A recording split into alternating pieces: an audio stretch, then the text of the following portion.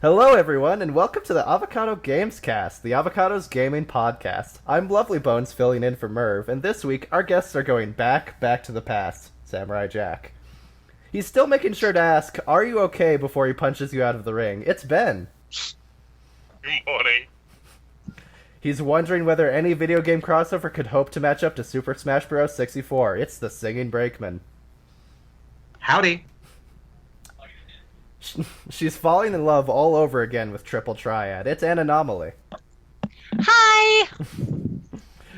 A newcomer to the podcast, I believe?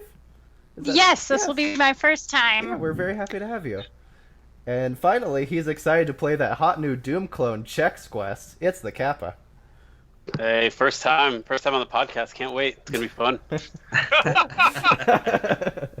Yeah. So, how are you gonna all mess doing? Anything up? But yeah, how is everyone? I'm supposed to be polite. Great. Super long weekend for me. So just escaped the hurricane and Oh god. spent a lot of time getting stir crazy in the home. But yeah, everything's good so far. Good. Oh, yeehaw. Can we get some of that rain? Everything's just on fire here. Oh man, you can have it. It rained for like basically 2 days straight.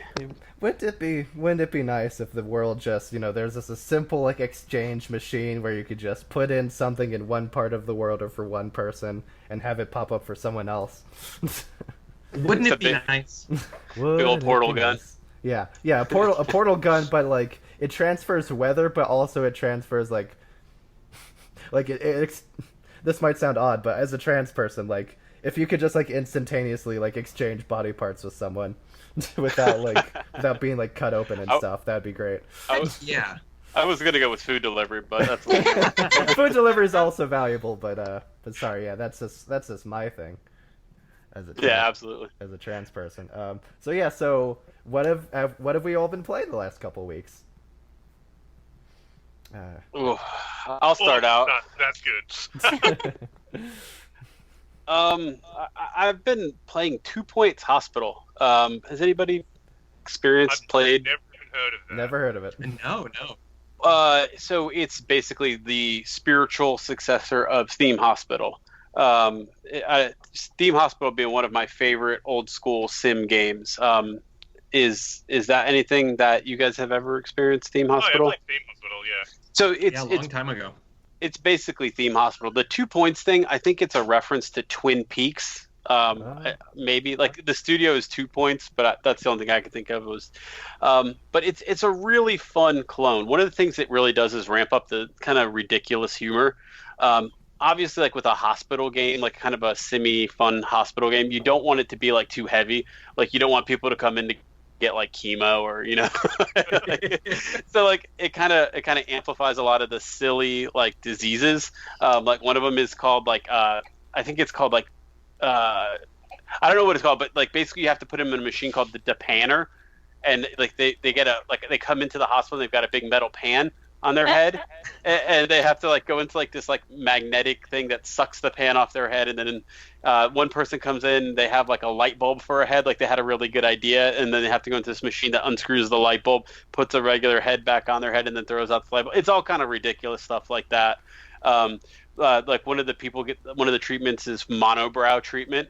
So like people come in with a monobrow, and then you have to like rip off the monobrow, and then it like runs away like a worm, and you can shoot the loose monobrow. It's really silly, but those type of like theme games kind of like they felt like a staple for a long time. Like there was always kind of a new theme game coming out, Theme Hospital, or there was like a zoo one, and then like a lot of like roller coaster / theme park one. So I really enjoy those styles of games, but this one's kind of interesting. It's got like some online connectivity where basically like there's community challenges where everybody has to pitch in and cure X amount of diseases or research X amount of things, and it unlocks things for people in everybody's game. And then on top of that, it's got Steam Workshop connectivity, which I think is really smart.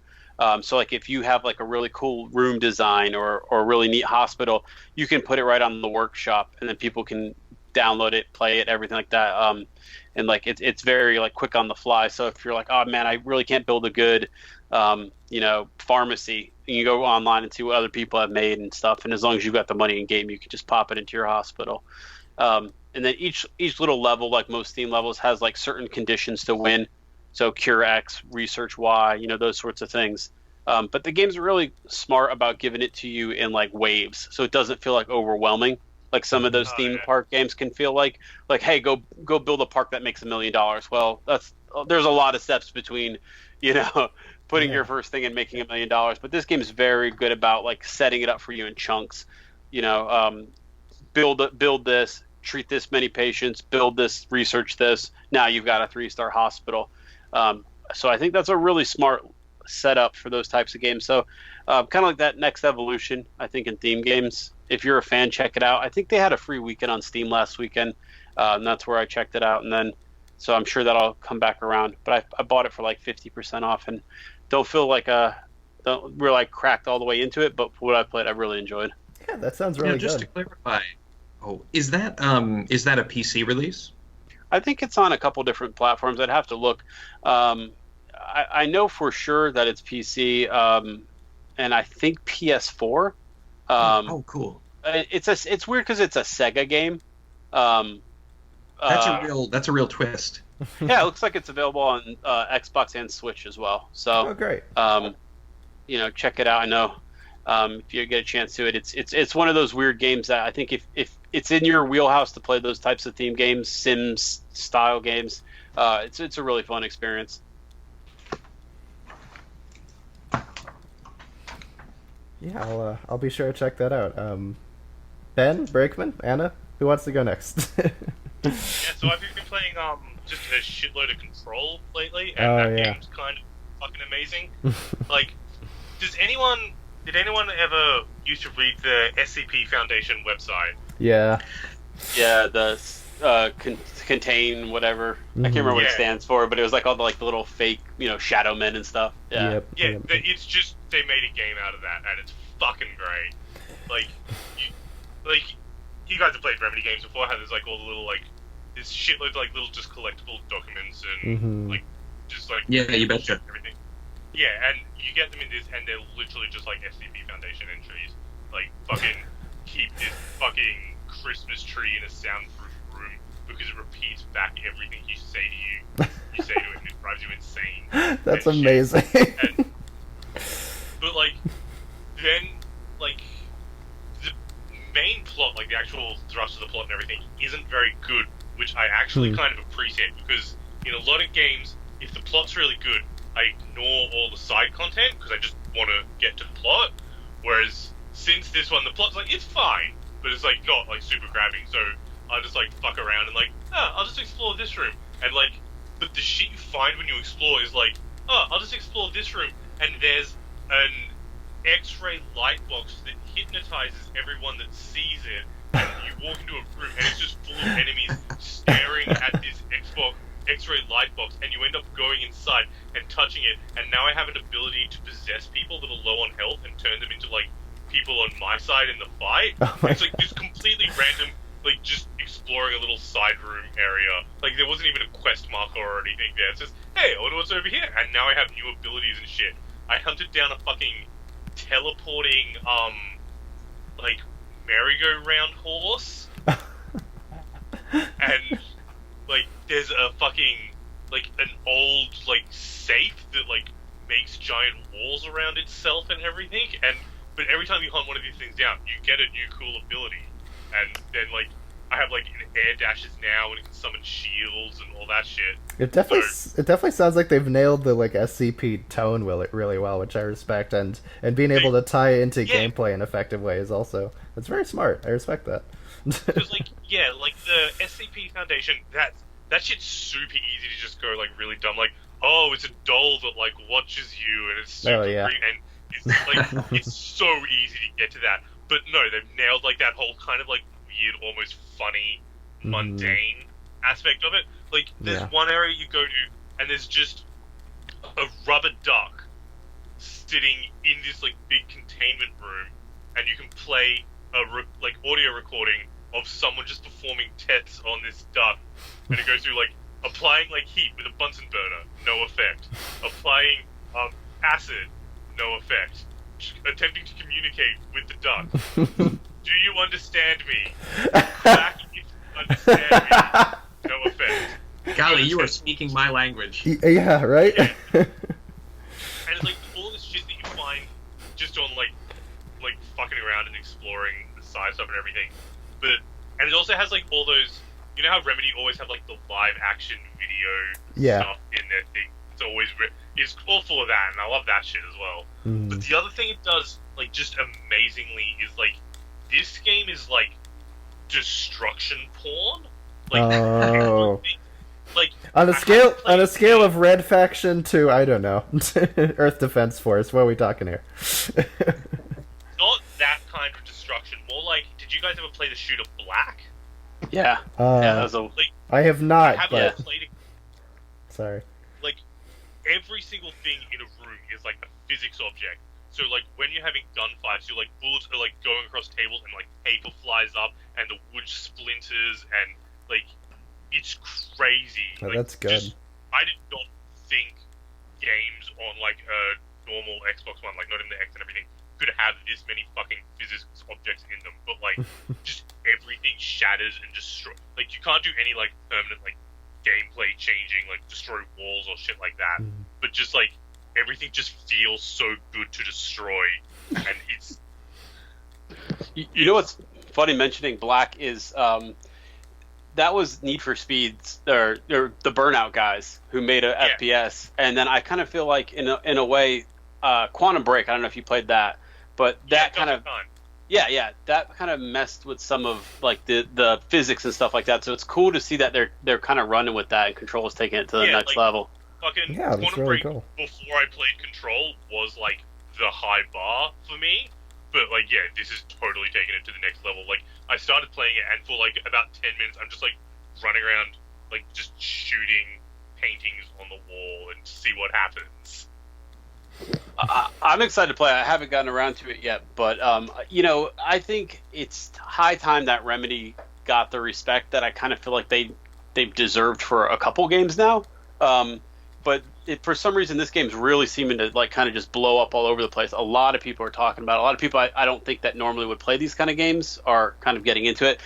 These kind of games, as in kind of like cerebral-ish, shooters that got a little bit more about what's going on behind the scenes than just the actual moment-to-moment combat loop. So a lot of my friends are talking about Control. So I think that's really cool. Remedy, to me, has had 3 or 4 real blockbuster games. I am shocked that Quantum Break didn't hit bigger than it did, because that game was kind of amazing.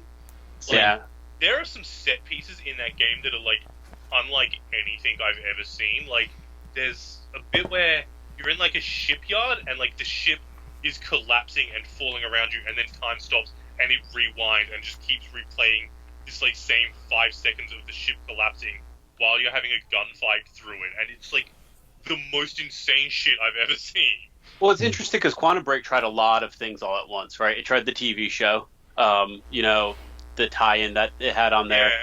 And the other thing was it was an Xbox exclusive at a time when everybody was kind of raving over all the PlayStation exclusives. It kind of just seemed like it got lost in the shuffle. It was kind of like Microsoft is trying its own thing with this game. But, it just really slipped through the cracks. And I feel like the people who have gone back since and replayed it have kind of seen it's like, oh, it's this missing gem, And it really is. I would say you can kind of feel the iteration between Alan Wake and Quantum Break. I feel like to hear everything I've heard about Control, it sounds like it's just this really great next step. But I think that Remedy in some ways is kind of like, I don't have a lot of high thoughts on the Quantic Dreams, games. So I kind of feel like that Remedy. Friend of the show, David Cage.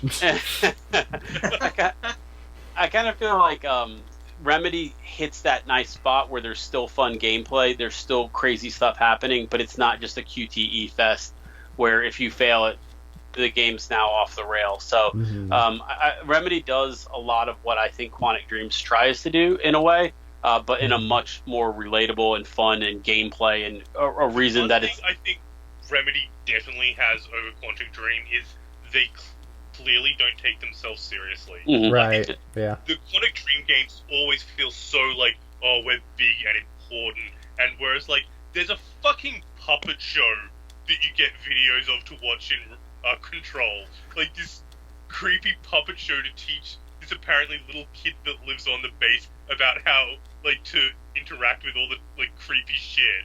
Like, Well, yeah, and I think a big part of that is where Remedy started out, right? Max Payne. Right. Max Payne is a weird, like if you play it, there's a lot of like really heavy stuff, but there's also a lot of like weird, goofy moments too. So I think that's a really good way to kind of look at what they've always kind of been as a studio. And I think they're based in Finland, right? yeah, Or- they're based in Finland. I had a mate that used to Yeah. work with them.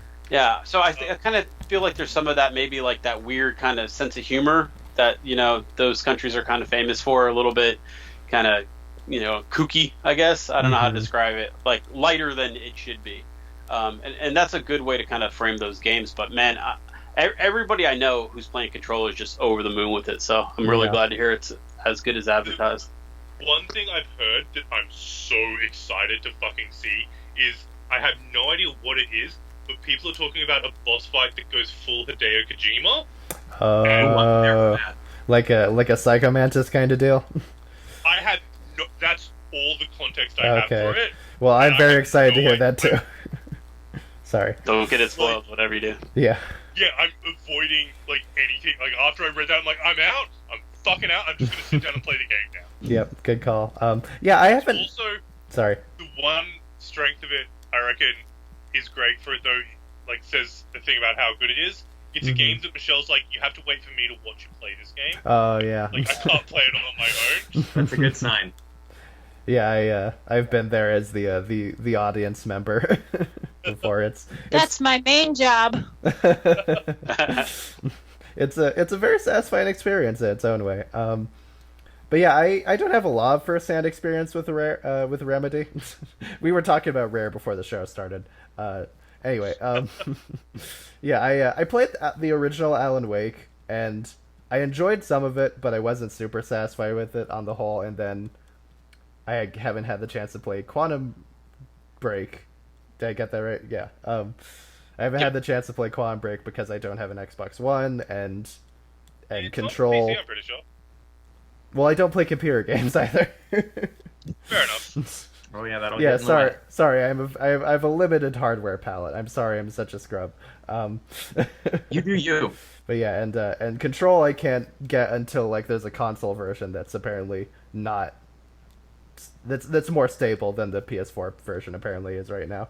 So yeah, so I do have a lot of experience with them, but it sounds like they've been increasingly ambitious over the last decade, and that's very exciting to me. And what you describe of Control sounds really good, and yeah. So And just one last thing I wanted to say, especially for people that have played Alan Wake. Do you guys remember the very original like showings of Alan Wake, where it was kind of like a semi-open world game? Oh yeah, it was a very different game. Yes, I do remember. Yeah, Yeah. the beta was very interesting on that. So Control is finally that game, basically. Okay. Like, it's basically a Metroidvania where like you go around and you like talk to people and there's like dialogue options and all that kind of shit. Oh, I had no idea. Yeah, it seems like there's a lot of moving parts to that game, but if they pulled it all together, that's good. It's nice for someone to have like a Peter Molyneux level dream and then to actually somewhat achieve that ambition, which Peter Molyneux never really did.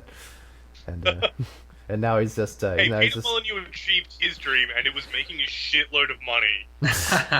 he made money, but he did get overthrown by his own employees, and now he just makes like pay-to-win mobile games. So, Yeah, is that but really a he's 20 victory? people To that there, story. so he's still living his dream. I guess. It depends on how. I guess it depends on how whether you like what. I do think he was always sincere on some level, so I don't think just like making a lot of money off of lies is what his actual intention was. He just was He not. literally He just. started that company on a con. Like, he lied to start that company. Yeah. Okay. My interpretation is always just he was never talented enough to pull off what he was doing. But okay, fine. If he really Read was about just. how he no, if you read about how he started Lionhead, he was an advertiser, and he got Okay. a bunch of computers delivered to him erroneously, and was like, "Yeah, these are supposed to be mine," and then started selling himself as a Oh my computer God. software designer. I never Really? heard that story before, but okay. No, sorry, that wasn't Lionhead. That was who was he before Lionhead? Oh, I don't actually know. Bullfrog. Bullfrog Entertainment. That's how we started Bullfrog. I see. Oh, yeah. Okay, so he was a grifter all along. Okay, fine. I'm not saying You that's heard it here first, folks. Yeah. Yeah, we'll double check that one to be sure, because we have the link up for that. But I mean, it doesn't. No, I won't say it surprises me. I don't know. I tried to be a little easy on him just because I kind of liked the first two Fable games.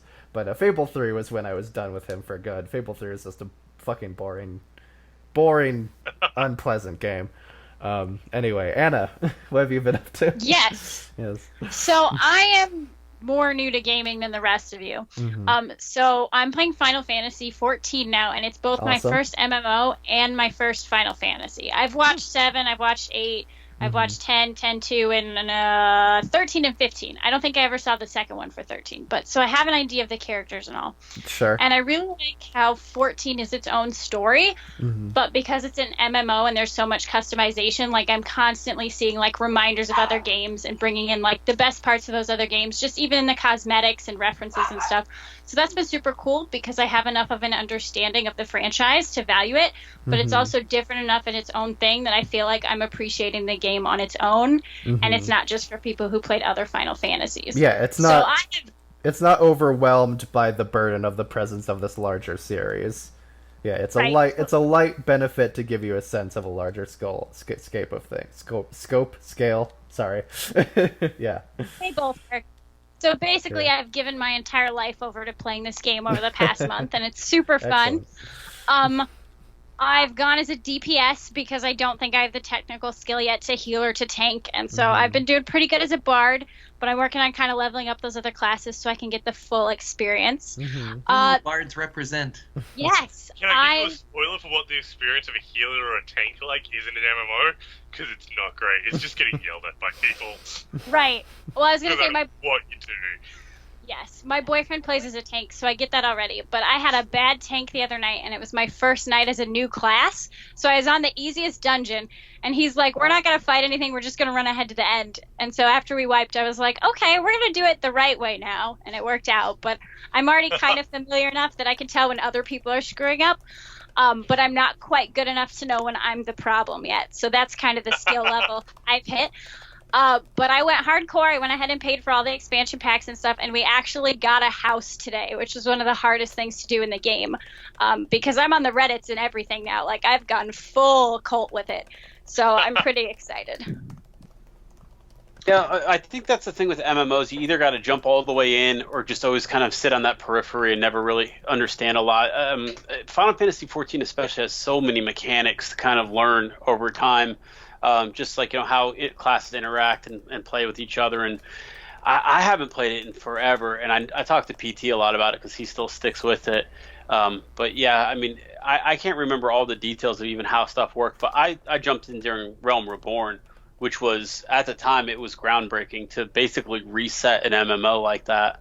Well, not just reset it, but work that into the game's storyline itself. Like, they built a whole lore about it, and, like, it's enough for, like, even me coming in now can kind of recognize that and interact with that, and I just think that's really impressive because there are other MMOs that I feel like don't have that history that kind of keep a layer missing. Yeah, WoW's tried that a couple times to mixed success. Cataclysm was their first, let's hit a reset button on a lot of the older areas and pump some stuff back in there. I don't think that really hit as much as people wanted it to. But yeah, Final Fantasy really knocked it out of the park with their relaunch. The only thing I think I got stuck too much in that game with, one, I didn't know a tank, so everything was kind of frustrating with that. But the other part of it was I played a Dragoon, which is kind of a DPS-ish, but more kind of close range. And I forgot I've always had a cardinal rule for myself, and that's never play melee DPS in an MMO. It's such a bad time.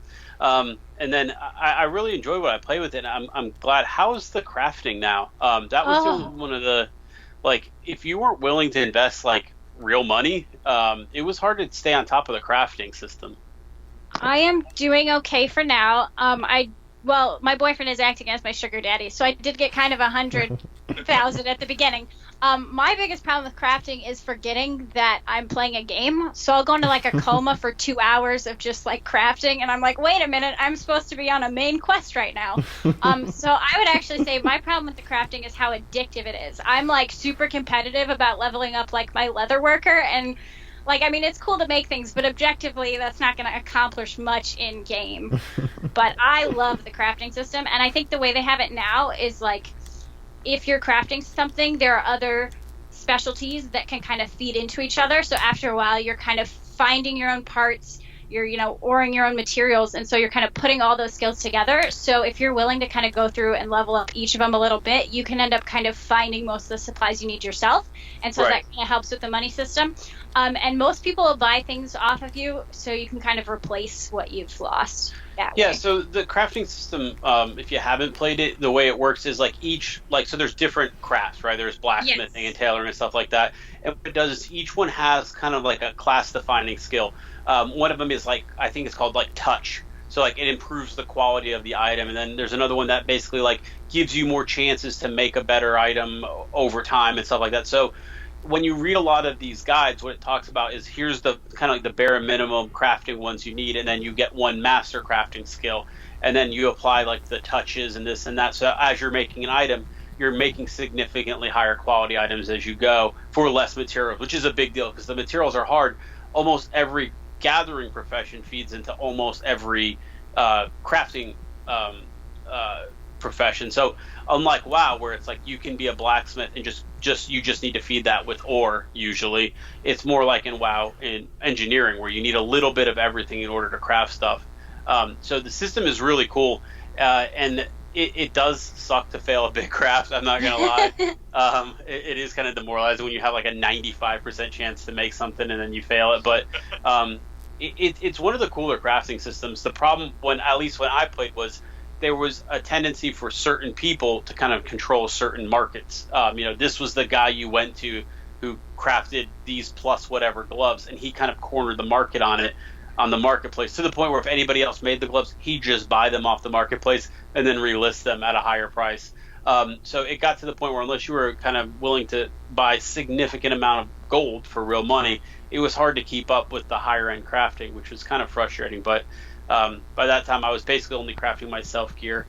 But I think the crafting in Final Fantasy XIV is maybe one of the coolest systems. That's why I bring it up, because for anybody who's kind of on the fence about testing it out as an MMO, you can basically play that game just as a crafting simulator once you make enough money, and it's fantastic time. So Anna, your experience with this is part of why I adore Final Fantasy XIV. As a fellow player of it, and somebody who has quite a bit of history with the series, strangely enough, it's probably in my top 3 Final Fantasy games, just because various players can play it how they prefer. Yes. My experience with it, I entirely eschewed the crafting system because, for one reason or another, crafting doesn't work for me in games, and stuck pretty much to the main plot and have entirely enjoyed it. But then, you're obviously having a great time playing it with the crafting system. It's effectively the game that you want it to be, which is a really remarkable achievement. Yeah, it's not and easy I think that's why. to achieve go that. ahead. It's not easy to achieve that kind of flexibility, even in a game where it's supposed to work like that. Yeah, that's basically what MMOs should be above anything else, right? But sorry, go ahead, Anna. No, I was gonna say it's there's a free trial for the PC version. I don't know if you can free trial the PS4. I think there's a way to do it online though. But I really value how this game takes the time to let you make it what you want it to be. I think it's really open. I've avoided WoW for years, despite being the kind of nerd who probably would enjoy it, because it's just felt kind of gate kept and closed off. But I feel and it could have had problems back in the day with things like crafting, people cornering the market. I haven't had any problem with that yet, so it just feels very welcoming and very open world and just everything I want out of a game. Same. I sound like they're paying me, but I promise they are. We trust You're you. paying them. Yes, I am paying them so much on Mog Station. Everything I hear about FF14 is so glowing and so positive, and everyone loves it.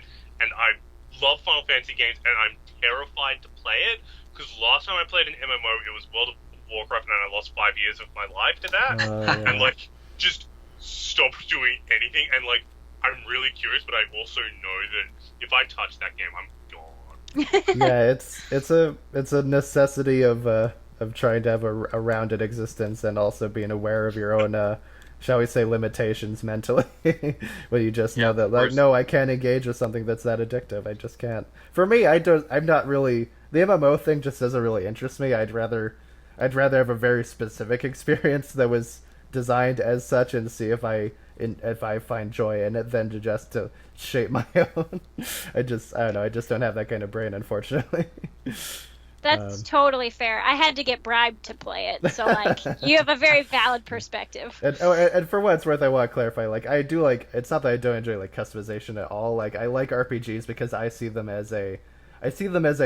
This is a sort of a simulator of me getting to tell my own story within certain parameters, limited by programming and other people's writing choices. That's so like the sheer degree of like limitlessness and freedom of MMOs is where they kind of lose me. But I like the principle of the customization, obviously. Brakeman, do you have anything to talk about that's not FF14 related for a second? I sure do, yeah, very briefly, and appropriately briefly enough, since I've only been playing it for maybe 48 hours. I finally jumped into... Only 48. Oh, well, that sounds like 48 total hours. What I mean to say is the game came out 2 days ago. Oh, so really, I've only played it for maybe 2 hours. Okay. real world time. I've been playing Deadly Premonition Origins on Switch. Yes. This is a good segue point for something coming later in the show. Indeed, it is. But I've been intrigued by this for years. I had it on the PC. I suppose that's Deadly Premonition Director's Cut or some such. There's approximately 1 million permutations of this game, and fascinatingly, none of them work right. Perhaps barring the original, which I want to say was a PlayStation 2 game. No. No, it's not a very... It's a game that struggles on a technical level pretty much across the board. No, it was Xbox 360 originally. Oh, it was Xbox 360. I thought I had heard that was the most stable version, but I wasn't aware that it was the original version. Yes, so there I believe you have it was, yeah. Yeah, that was how I played it, for example. So Deadly Premonition, and I'm sure we'll discuss this later on, but it was announced as something of a shadow drop in the recent Nintendo Direct, and I had been eagerly anticipating the opportunity to play this as a big fan of David Lynch's movies, and in particular the Twin Peaks Return series. Yeah. For those not familiar with it, Deadly Premonition takes Twin Peaks as something of a reference point, and... or if you believe Swery, a completely unrelated thing that he'd never heard of before. Yeah, that was, Does he really? An interesting take early on. That's fascinating to hear that he, like, because it's a known, like, okay, maybe not a extremely widely known thing, but it's a somewhat well-known thing that, like, Twin Peaks has, like, a really big audience in Japan, and, like, Nintendo designers have... He legit claimed he'd never heard of it originally. Nintendo developers have comfortably said, like, yeah, like, Twin Peaks is a heavy influence on Majora's Mask and Link's Awakening. So Swery, it's just he's never seen it. I see. I don't know if he still does, but it was like when it first came out, everyone's like, "This is just Twin Peaks." It's like, "What's Twin Peaks?" Wow, I mean, that's certainly a take. Yeah, I mean, maybe he was influenced by other Twin Peaks adjacent stuff within Japan. Maybe I could be. I try to be a generous, open-minded person when I can. But yeah, that's a very curious claim to hear. So how's it performing on Switch? I've been curious to hear because I'd like to get on Switch because it's a game I like and I like playing things on Switch. But is the port okay? So brace yourself. Okay. Against my better judgment, I went on this as a day one purchase after having been burned with the Final Fantasy IX port on Switch, which I'm pretty hard on overall. Yeah. The Deadly Premonition port up front, and I say this as somebody who had not played it on another platform, was very strong. For maybe the first 90 minutes or so, it worked very well. Oh, yeah. The first 90 minutes is not the most uncommon phrase to hear with this game. Yes. There's a point where you get to a police station, which, again, I have to say is plainly the police station from Twin Peaks, which I find kind of charming. Completely unrelated. Yeah, the completely unrelated Twin Peaks happens to find its police station here in Deadly Premonitions Greenvale. And I got there, and the audio track by track slowly dropped out. Oh no! So initially, it was some lines of characters were not being voiced. Then it was sound effects were not appearing. Then it was no voices were occurring. Then the soundtrack disappeared entirely. Oh no! Oh yeah, geez. And my favorite part about this is that.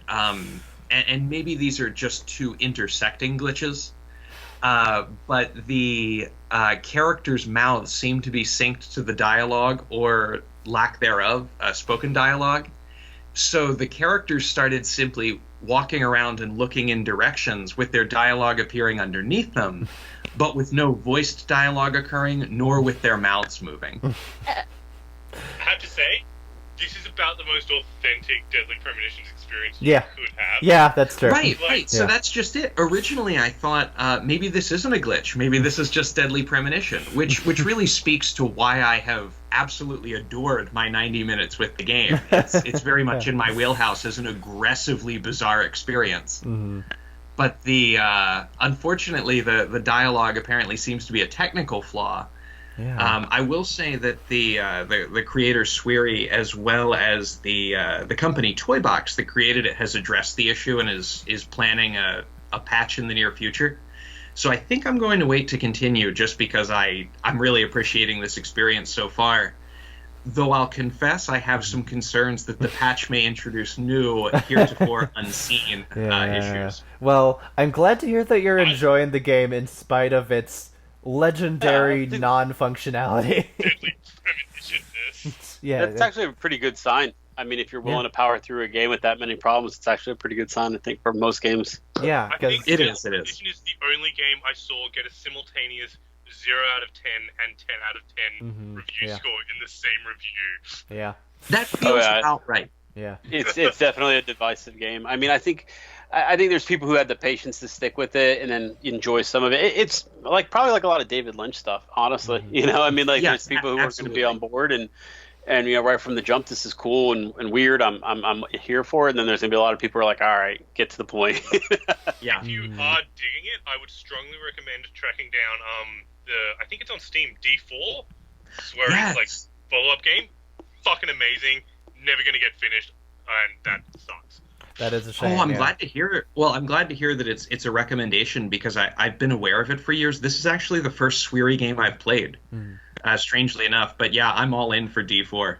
Yeah, Deadly Premonition was my first and game only so of his. Good. It made the fucking Kinect seem like a good idea on the Xbox. And that's a real achievement, because nothing about Kinect really, as soon as you knew that, the motion capture software was as limited as the Wii's was it wasn't as technically advanced as they promised it was going to be, the Kinect was just kind of a misfire. Sorry, that's a 9-year-old hot take. I will stand by the Kinect. I love the Kinect.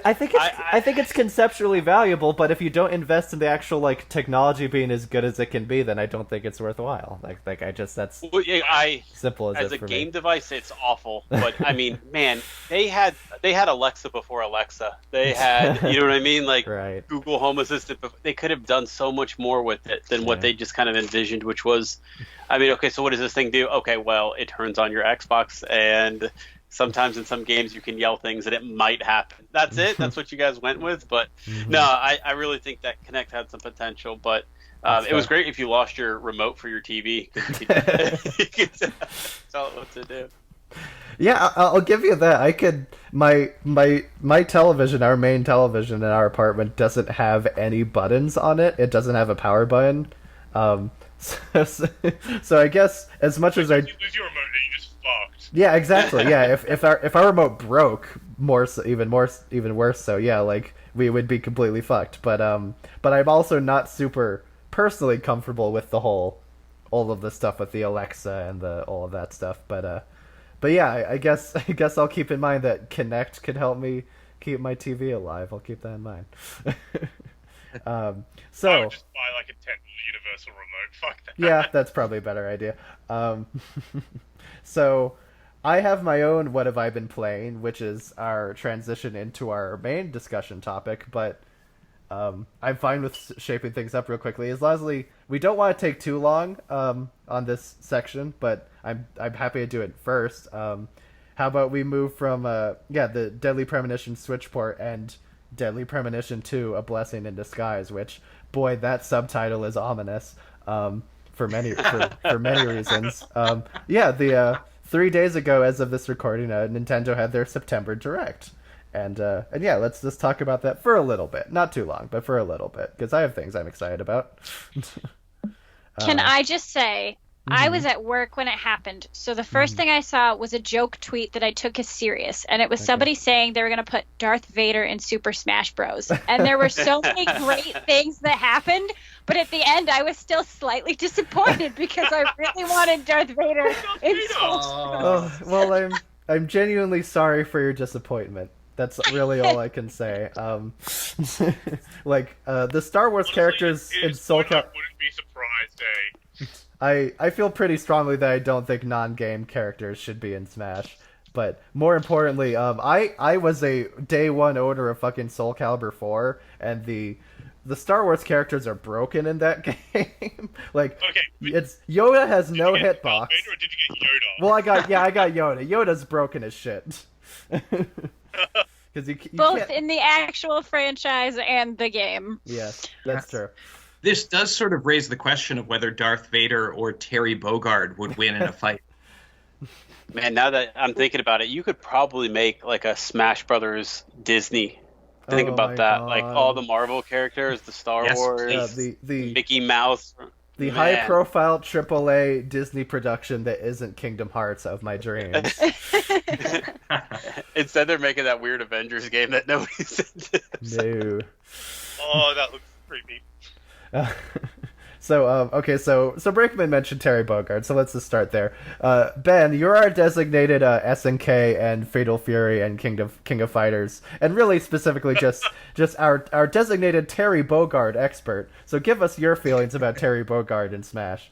He's the fucking coolest! I've gotten that impression. Please elaborate. That's pretty much, like, he's just so fucking cool. Like, okay, I grew up playing Street Fighter. I didn't really grow up playing King of Fighters and everything. And Okay. Terry Bogard is still my favorite fighting game character. He's so fucking cool. Like, what's there to say? He's just cool.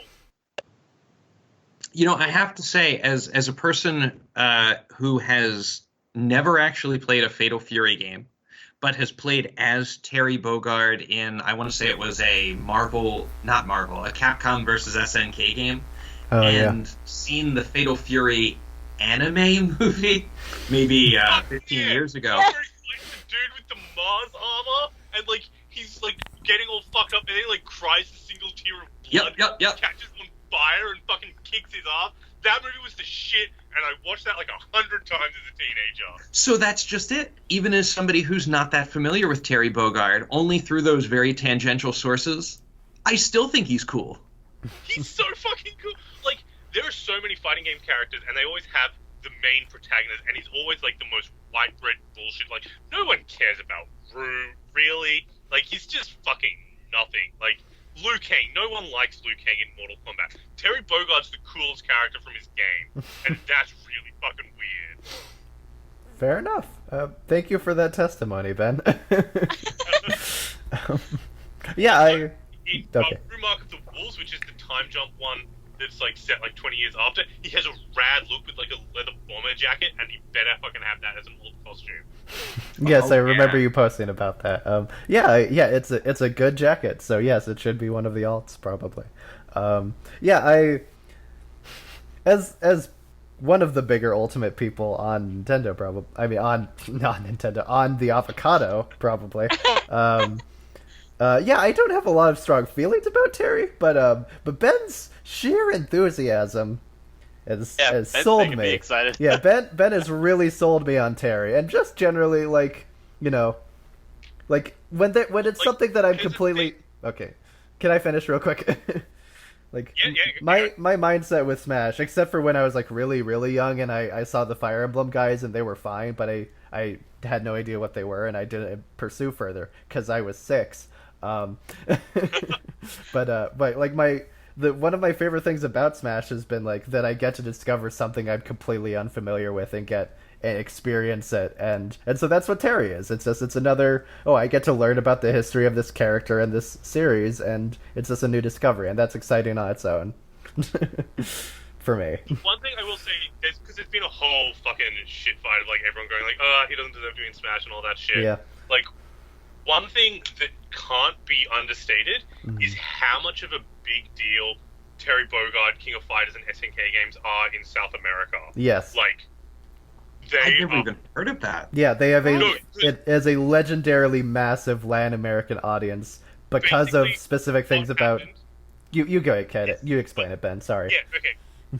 Basically, there were the two like competing arcade boards: the Capcom's CVS2, I think it's called, and CSP2. Fuck, I'm not good at the names. Anyway, basically the end up deal was the SNK ones were really really cheap to play. Like it was like a quarter of the price of playing Street Fighter to play King of Fighters. So King of Fighters obviously got the bigger fan base in South America, and that's continued through. So it's fucking huge deal down there. There are videos of like stadiums of people losing their shit to the Terry Bogard announcement from South America.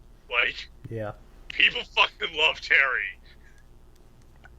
Yeah, that's another that really thing. Makes me happy. Yeah, that's another one of the cool thing that's like when you think about like what's the thought processes that have gone into like this absolutely bonkers DLC lineup for Smash is that like it's clearly very internationally minded. Like it's important for them to find something that's valuable for a lot of North Americans, like Ridley in the base game or Banjo-Kazooie, and then you have Japan with Dragon Quest, and yeah, King of Fighters and SNK is like apparently. Terry Bogard probably is more just because Japan loves him as well. He's a fucking mascot of a baseball team over there. That's okay. Yeah, no, SNK is very big in Japan too, obviously. But I do feel like when Nintendo got a like 45-year-old president who is this very who pays a lot of attention to online shit, which is the only possible way Banjo ever happened, was he was aware of the online fandom. Like, I think it's fair to say like he was probably paying attention to the Latin American thing too.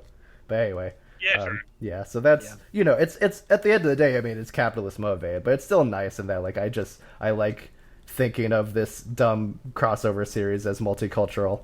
So there's at least something to that. And on that note, you say that, and have you seen the like thing of the Smash Brothers roster with the flags of where the countries all the characters are from? Yeah. And there's like Banjo was the first one that's not Japan. Yeah, I mean that's a fair point. Yeah, it was. Oh wait, no, King K. Rool was the first one that wasn't Japan. Yes, yeah, King K. Rool was the first. King K. Rool and Dark Samus were the first like Western created characters, but they were Nintendo owned, so they belonged to Japanese series. Banjo-Kazooie is the first fully Western character ever. Probably won't be the last now. Yeah, I mean, Nintendo like. It was a Japan focused and Nintendo focused series for a long time, so yeah, that'll be a thing. But it's clearly branching out a lot in the last year, and it's probably going to do so more so, given that yes, they announced that there will be an additional set of DLC characters after the close of the Fighters Pass. Do we have any opinions on that? That's the least surprising announcement in the fucking of course world, not. No, it's Like, what are they going to be like? Nah, we have enough money. We're good. Like, yes, this feels like this Nintendo though. This game that sold 15 million copies in less than a year, and like almost everyone immediately owned the full DLC fighter like just collection, not buying them individually. Yeah, we'll just stop. Like, yeah, that's the kind of thing Nintendo could do, but they aren't going to right now. But yeah, I think that opens some questions about what Smash's future is going to look like, but I'm not going to subject everyone to that right now, because only I am interested in that. But some other major stuff came out of this direct that I feel like people probably have opinions on. Okay, yeah, Deadly Premonition 2 is exciting. Hopefully, one thing I just wanted to mention about Deadly Premonition 2, though. Yeah, go ahead. I really hope, because Swery's original idea for Deadly Premonition was very different to what happened, and they forced him to add combat into that game. Right, He I didn't remember want there that. to be combat in the game. Mm-hmm. So I'm wondering if there's going to be combat in this game. Yeah. Oh, that's interesting. Yeah, I think it's going to get to make the game he wanted to make. Yeah, I think it's very likely that he'll be able to just completely avoid implementing any combat system whatsoever. I think that's a high likelihood. But yeah, Good call. yes, yeah. Nintendo's, it's going to be a Switch exclusive because they funded this happening. No one else was willing to pay to make this happen. Yeah, and I think Swery's name has gotten to the point where he's not a huge success, but it's kind of like a cult success to the point where people will just let him do his fucking weird shit. Also that, like yeah, his fucking open world cat game and shit. yeah, they know that there's a cult audience to engage, so they won't interfere with that. Yes, Anna? I do think it's just a hypothesis. It's not like a full theory yet. But I do think as we've moved into these video games becoming more and more mainstream, we're starting to see more of like the auteur part of video games where these creators can be like, I'm going to just do whatever the fuck I want. And there's way less studio input. So like being able to talk about games that used to have combat systems and don't anymore and seeing how the fan base reacts, like what is a core function of the game, what isn't, is going to be fascinating. I agree totally. Also, and like Exhibit A is Dead Stranding, or right? I mean, yes. Is it? fucking Cycling I'm Simulator. so excited for Death Stranding. Either I'm excited for it, and I mean, like, I just don't know what's going to happen with it. I don't know if I'd buy it, but I want to see what happens with it. You know what I mean? But Sure. I don't know. I don't know if everybody else is in that same kind of boat. I don't know if it would be a day one purchase for me until I know what the heck is even going on there. It's interesting, that's for Cycling sure. Simulator, you walk places, that's it. Like, The peeing part was kind of like, all right, I'm kind of out. No, hold on. It's not just walking. You also have to keep your baby happy. That's the part I'm excited for, and I'm not joking. Forget about the ladders. Yes, the ladders. No, but seriously, y'all. Okay, I don't want to spend a lot of time on this, but it's just genuinely something I adore as just very unique, special game design. Like if you trip and you upset the baby on your chest, you have to hold your PS4 controller and gently rock it to rock the baby to calm it down, but you can't rock it too hard or you'll hurt it. I think that's legitimately brilliant game design. The most Hideo Kojima shit in the world. That's the same kind of thing. Telltale games, massive flaws. The engine was broken, all of that stuff. We know that. But that's the thing. Okay, spoiler alert for Telltale's Walking Dead Season 1, which came out 7 years ago. The bits were okay, yeah, I'm using my controller to interact with. I'm just gently shoveling each little scoop of dirt onto a child's body. I have to feel the interactivity of that. I have to carefully aim the gun at the child's head. That kind of stuff. That specific kind of interactivity design, game design, really personally excites me. So that's what I'm interested in here. I'm glad that that's not dead just because one company mishandled itself. Yeah. But yeah, we don't know how Death Stranding is gonna turn out yet. But we'll talk about that in a couple more months when it actually releases. Because it turns out, yes, this game that seemed like it was just a cryptid in the games industry for a few years actually will have a release date. Go figure. I don't know. I think we should wait till it comes out to make the final confirmation if we're getting it or not. I've been burnt too many times. So you think Yeah, on... it's definitely in my pile of I'll believe it exists when I see it on a shelf. What? You think on November 8th they could suddenly announce that it was delayed? I'm just saying... What was that fighting game Platinum put out with the dude from Mad World? Oh, God. Boy, that doesn't ring a bell. No. Oh. He was like a weird arena fighter. Anyway, it got delayed 6 months the day before it came out. Okay, that's not great. Incredible. What did Platinum have any like publisher behind them on that one? It was Sega. Sega fucked them over. Okay. That's why they ended up. Oh yeah, that's Sega, all right. Okay, yeah, I don't. Sony is Sony, so I think the situation is probably a little different. Anna, I'm with you. I neither believed that what was it, The Last Guardian nor Kingdom Hearts 3 would release until the very days they came out. Yeah. I honestly, if I'd have installed Kingdom Hearts 3 and nothing would have shown up, I wouldn't have been 100% surprised. well, there's something relevant about that. By the way. The or it's just like an advertisement for Disney Plus. Like something like that would not have surprised me. That's Yes. fair.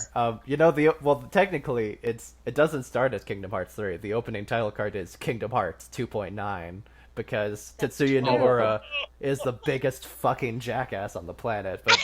But that's not what we're talking about today. Where was I? Third-party ports for the Switch. Oh yes. There's a lot of third-party ports on Switch. Some of them, quite a few of them, were shadow dropped. Some of them are coming out in October. Overwatch, that's the big one. There was like me and my wife watched the Nintendo Direct, and as it closed, oh cool, start up the Nintendo store and spend $150. Yes, yeah, I saw you. Yeah, you bought the shadow dropped Divinity Original Sin 2 and Deadly Premonition 1 / Deadly Premonition Origins. And what was the third game? What's it called? The beat 'em up, Rival City Girls or whatever. Oh yeah, River City Girls, yeah. River City Girls, that's the one, yeah. Well there goes $150. Yeah. Yeah, I can't blame you. I was prepared to get Deadly Premonition at least immediately. I'm not the biggest CRPG person in the world, but I think it's really cool how heavily invested they have in just getting a lot of CRPGs on Switch, like Pillars of Eternity, Divinity, Original Wasteland. Sin, Divinity Original Sin 2 specifically, is the fact that one of the playable races you can play is a skeleton, and if you choose the skeleton, then you get to choose the skeleton of what race you are, like an elf skeleton, dwarf skeleton, lizard skeleton, and then you can't go into any of the towns in the game because they're like, you're a fucking skeleton and attack you. Well, I gotta get Divinity Original Sin. Yeah, that's just It's so good. That's objectively good RPG design. So kudos. Then you can kill people, take their skin. Oh my god!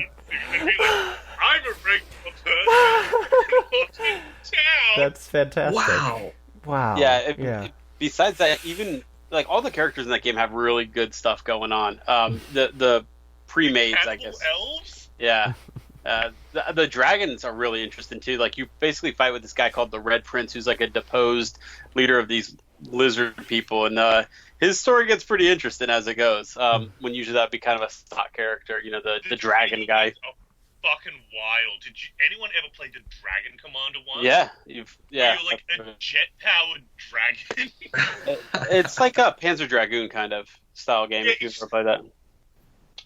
I just remember there's a bit in the very first Divinity. You go into a dungeon and you sneak around, and there's this conversation over here of these two skeletons talking to each other, and then it's like, hey, how do we work? And it's like, what do you mean? It's like, how do we stick together? We don't have any muscles. And he's like, look, don't think about it, bro. Don't think about it too much. He's like, oh no, and then he just falls apart. Okay, so this game has really good writing. I'll keep that in mind. Because I had a... Yeah, the Divinity games are fucking hilarious. And also, just one quick thing on it, because I really want to sell you on... I want to sell everybody on this game. Sure. The combat is fantastic.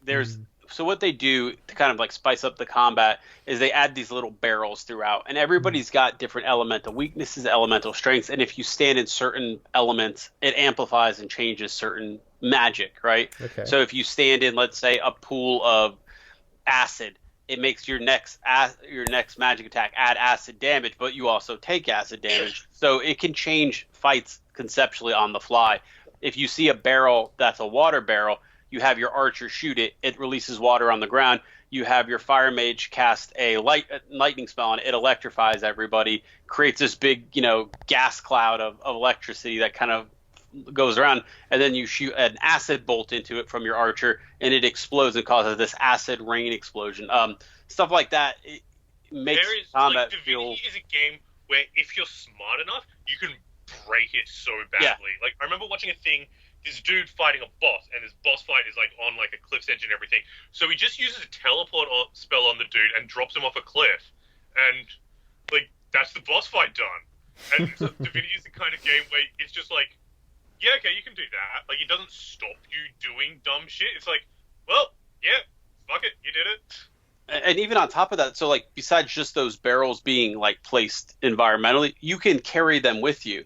So if you get into a boss fight, I've done this before, you can just basically drop a whole bunch of barrels around the boss and make these crazy combos and effectively make the boss fight trivial because you were smart enough to carry a bunch of oil barrels with you or whatever the case may be. So Divinity is something, if you've ever really wanted to experience kind of a classic style game, but with a lot of really, really, really new cool ideas, really recommend it to everybody. It's also, you can play co-op too. Yeah. It's basically the closest thing I can think of to a computer game actually capturing the experience of Dungeons and Dragons. Wow. I would like to just quickly note the Nintendo Switch version unfortunately does not support co-op. Oh. It has four-player online co-op on the trailer. Oh, well, if nothing else, it doesn't support local co-op, which has been something of a bugaboo among players, not least because the what do you call it? The eShop entry for it indicates that it does, unfortunately. Huh, that's One very thing weird. that I think is wild about, like, co-op is a term for that game in massive air quotes. Basically, there are two people in that game, and you can work together, like, or you can just fuck the other person over and get an entire town to try and kill them. So, like... But that's mean. That's exactly how my boyfriend and I would play. And he would kill me every time. The game kind of allocates you to be kind of like frenemies. There's like a rock, paper, scissors things that happens, and depending on stats on your certain characters, it can... So, like, let's say you meet a character, and one character says, I want to kill this guy, he's annoying, and one says, no, let's save him and do his quest. You kind of have an interior dialogue with the mechanic in-game to determine whether you even get to do that quest or not based on what your character's attributes are and stuff. So if you've got strength, you can run a strength test against your partner who is high in charisma, and they run a charisma test against you, and the paper, rock, scissors game kind of sorts it out. So there's actually is a mechanic if you want to kind of play as friends but enemies. Okay, so I think we've talked enough about Divinity Original Sin 2, but genuinely thank you all. Like, I'd always just heard vaguely that it was well regarded, but getting to hear all these specifics has really, really sold me on this game that was always repeatedly really good. But we do have to keep going. Yeah. So Tokyo. Go on to what maybe might be the most confusing announcement of the entire Direct. Which would that be? Devil May Cry 2. Oh, that's Capcom. Yeah. Yes. Yeah, they put a half-second preview saying that Devil May Cry 2 is releasing in 2 weeks. And Which feels about right for Devil May Cry 2. They're selling it they're selling it on its own for $20, which is a game. I understand people don't like it. I'm one of the very few people who actually kind of likes Devil May Cry 2. Okay. I am well aware I am wrong. Mm-hmm. It's bad. It is just an objectively unfinished game. There are the two playable characters. You can play as Dante or Lucia in it. And usually when you go into a level, you'll be you walk into an area and there'll be a quick camera cut of showing you where to go and just general game design shit, which just doesn't happen if you're playing as Lucia. It happens if you're playing as Dante. If you're playing as Lucia, fucking work it out. It's so confusing. And okay, so the thing that's really good about Devil May Cry is the combos and everything, and you can't really do combos in it. Oh no. And that seems like a big flaw. Awesome. I remember, because me and my best mate Shannon both had Devil May Cry 1 and played the shit out of it, and it was like a weekend sleepover where we just sat and beat Devil May Cry 1 together. And then we were both super excited for Devil May Cry 2. We hired it out from the video store as soon as it came out. We had the sleepover to play it again together. Got up to this bit where you're fighting a helicopter that's been all gooified and shit. And sure, as you do. The helicopter spends 90% of the fight off screen while you're just mashing shoot and like auto targeting, and we're just like up to this bit, and just like, do you want to stop? Yeah, this isn't good. Wow. And Really bad. so yeah, so they're they're re-releasing this game on its own for $20. Good call, Capcom. What I can't wait is for Capcom to go, oh, Devil May Cry 2 sold really badly, so we're not going to put 3 on it. Yeah. No, they probably had all these ports in the can already, honestly, but but they will probably be annoying about it. Okay, so move along. So one of the few remaining Wii U exclusives got its Switch port announced, Tokyo Mirage Sessions, which is very good news for all 5 people that have played Tokyo Mirage Sessions. As a person who has not played Tokyo Mirage Sessions, but has also not played Pikmin 3, this was a devastating news for me. that Tokyo Mirage Sessions happened before Pikmin 3 was kind of heartbreaking. But anyway, so Assassin's Creed Black Flag and Rogue are also happening. What? Sorry.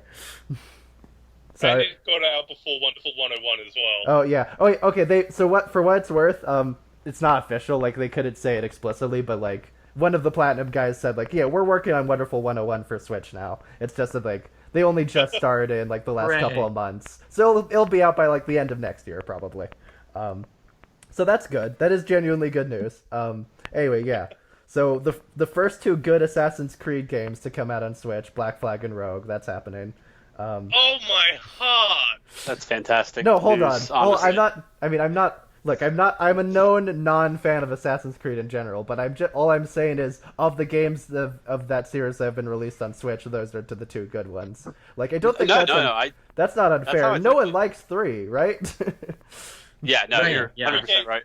I'm not even talking about 3. I'm talking about Liberations, which is my favorite Assassin's Creed okay, yeah. game. Yeah, the one that's it was like a PSP game or something, right?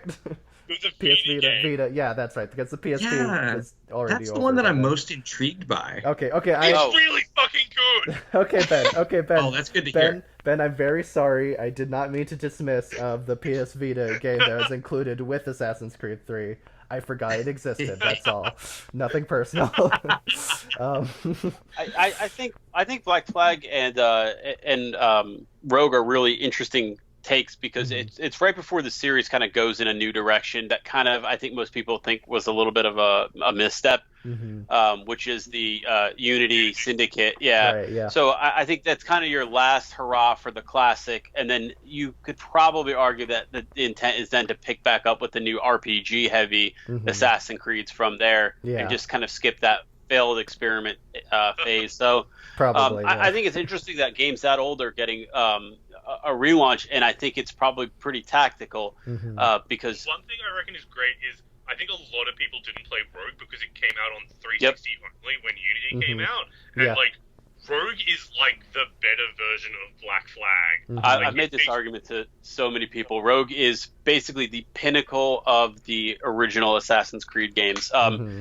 I don't want to spoil too much, but it plays a lot with the morality of who is good, who is bad, Templars versus Assassins, and leaves you kind of second guessing when a lot of the rest of the series is just kind of it's the basic premise. We said so. It's the basic premise of the game. We can say this. You play as a Templar for the first time. Yes, that's the big reveal. What? Yeah.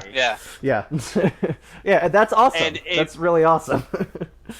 It kind of brings up the question of like, hey, is maybe the Templars don't have a horrible idea of people kind of staying, fat, dumb, and happy, as the saying goes, in ways of the Garden of Eden stuff and all the other stuff.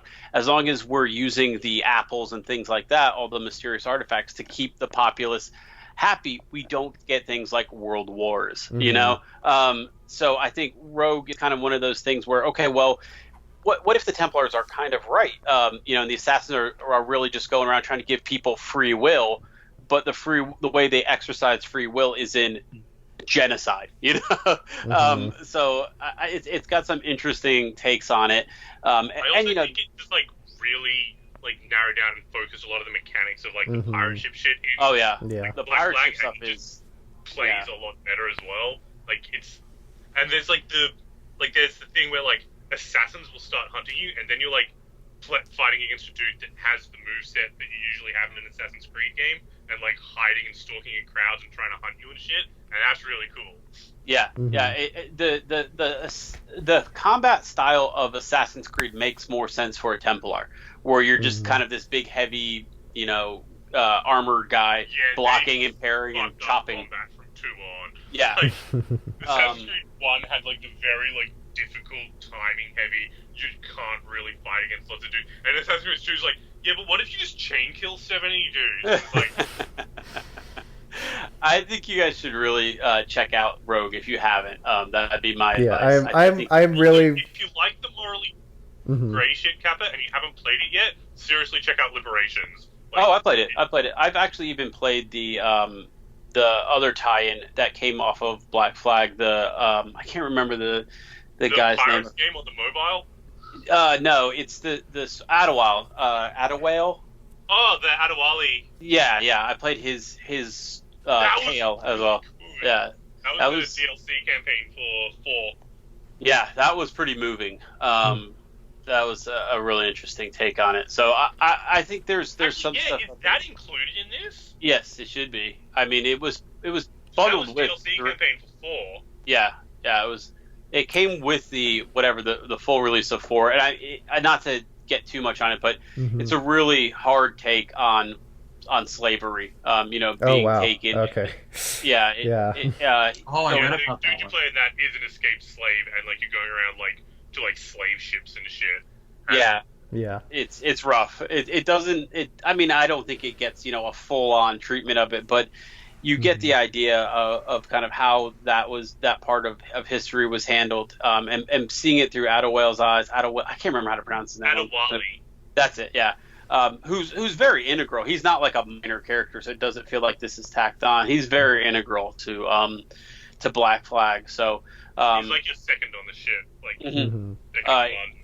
That I think had some interesting stuff on it, and I think that it was a mistake not including that in the main game proper, because DLC in Assassin's Creed is always kind of hit and miss. I think a lot of people play the main story, get it done with. I don't know how many people come back a year later to play DLC in Assassin's Creed, but it was a really, really well done story, and I wish it would have been actually like Liberation. I wish that would have been part of the base game as well.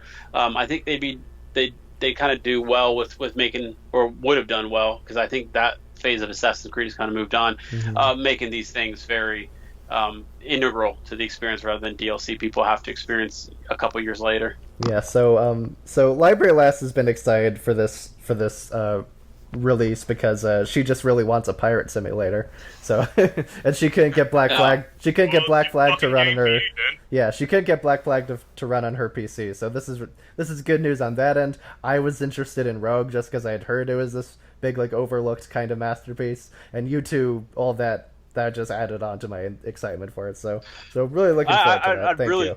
Look forward to hearing your thoughts on especially Rogue, because timing wise, a lot of times games get missed for various reasons, but I feel like Rogue's 99% of it was a generation behind. Like 1 and PS4 were firmly out when they released Rogue to 3 and 360, and it was that it was released exclusively for 360 and PS3, and then also that Unity not only released in the same year but literally a month later. And Unity with the took up all every drop of wind out of the sail. Exactly.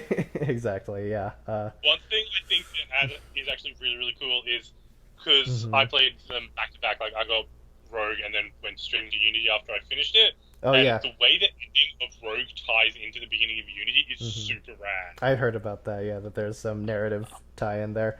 Anyway. One last thing. I promise. Sure. We'll move on.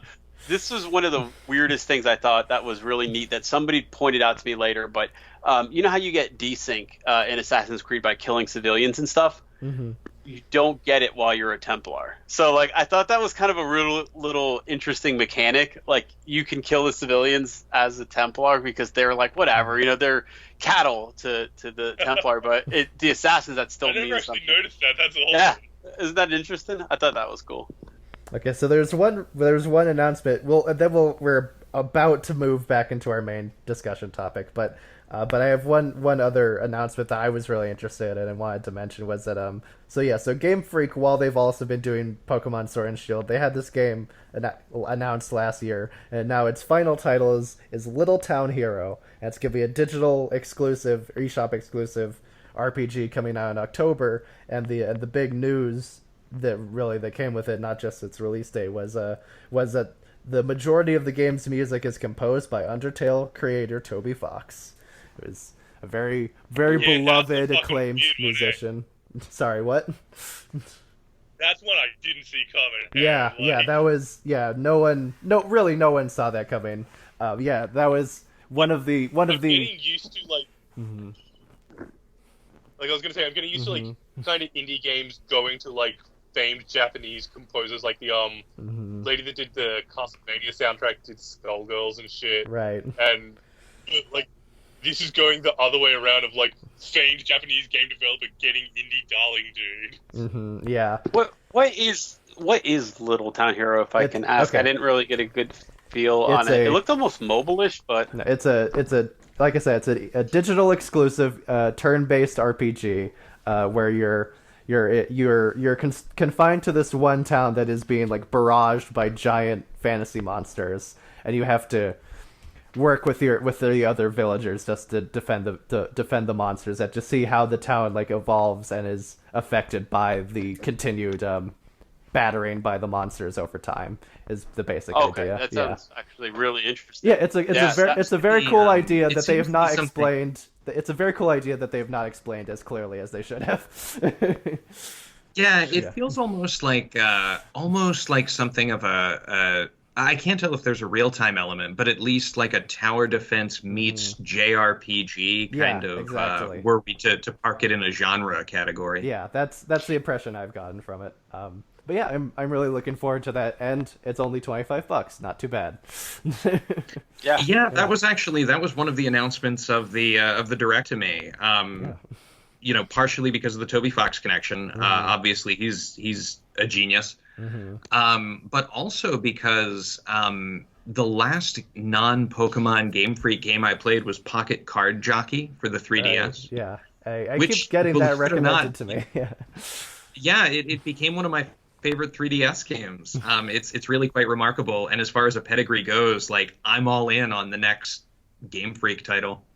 Well, one of the reasons I was interested in this one, especially, I don't mean this in a bad way, but it looks like a mobile game, and I think that's a smart move for Switch to continue to have a couple games that aren't designed to be played on a TV. You know what I mean? To like literally just like grab and go and bring with you. I think that's important for them to keep in mind that is a way people use the Switch that's unique. Literally all I use my Switch for. They clearly want to support both the home console and handheld side of it. Like that's the existence of the Switch Lite, right? Along with just getting more money out of people. But and when I saw some of the screenshots and stuff of it, you could tell they were making things like exaggeratingly sized and stuff like that. And I think that's one of the things that you kind of have to do with a game designed to be taken with you versus on a screen where it's the numbers can be whatever they want, but you want to be a little more accurate with it if you're playing it on the mobile. I don't know what they call it when you switch handheld, I guess. But yeah, it looked interesting. I watched of all the ones I watched, this was definitely one I wrote down for future. But I was like, what is it? That's the other part I wanted to ask. I really like the art style. Yeah. It looks cute, doesn't it? It's very cute. That fucking monster sheep, and he's so cute, and I love him. Right. It feels to me like the perfect halfway point between Breath of the Wild and almost like a Pokemon style. Like if you just look at the screenshots they've put out, like the people have kind of more of that Pokemon cartoon vibe, but then the monsters kind of go that other way. And so I really like that they're kind of blending some of the main titles to give it what I think is a really Switch aesthetic. Totally. Yeah, it's very cool. One thing that Sorry. does confuse me now, though, is there was an announcement a while back with all the shit and people getting upset about the Pokemon Sun and... What's the new one called? Sword and Shield. Sword and Shield. Yeah. There was a report that came out that apparently most of the development staff and everything at Game Freak were working on this game, not Pokemon, which now I don't believe, because doesn't look like it. I I don't know what the fuck's going on. So I never heard that. I never heard that was an actual like news report that that existed. Like I thought, when I heard people suggesting that they had believed something like that, I thought that was just dumb fan speculation. But that was an actual news headline somewhere is pretty crazy. I don't find it easy to believe, but I don't know how to respond really. So basically, from that impression, I was expecting this to be like a AAA game, and I was kind of like, oh, this clearly isn't. Yeah, like, no. It looks cool. Like, I know. I really love the idea of like fighting with ideas instead of like weapons and shit. I think that looks rad. Yeah. But like, it was just kind of like this is not at all what I expected it to be. Yeah, I think they were pretty up. They were like in the directs at least where they talked about it. It always seemed pretty upfront that it was a pretty like small scale project to me. So I don't get where all this confusion came from. I guess someone messed up somewhere, but yeah, it looks like a good game, and I hope people can like it without hating Sword and Shield and vice versa, I guess. Well. So anyway, so the direct announcement that's relevant to our central discussion is so they added the SNES 20 games and an update, right? Like a whole just a first set of next gen for the 90s games to Switch Online.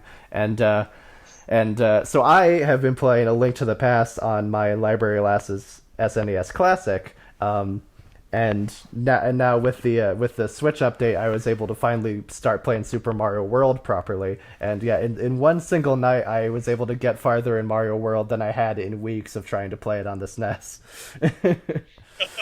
Yeah, but I fucking sleep on. They put Demon's Crest on there. Yeah. That's a super underrated game, and that game is fucking rad. Yeah, I'm very interested to check out all of the like random little like less famous games that they included in the Switch Online, like Demon's Crest, and they put a fucking Earth Goblins. Yeah. They put a fucking Earth Defense Force game in there, and like an Earth Defense Force. I was not even aware Earth Defense Force existed on the SNES until that I know, game. right? Like, I don't even know if it will play well, but I want to check it out because I loved the 360 ones. Yeah. It's interesting to me.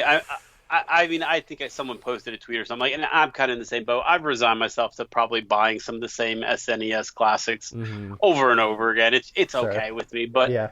I do like seeing when they're making slight little iterations to make it run better or have less problems as far as on modern equipment and stuff like that. I think that's a really smart take. Yeah, Star Fox run like not shit on it because I haven't actually tried it yet.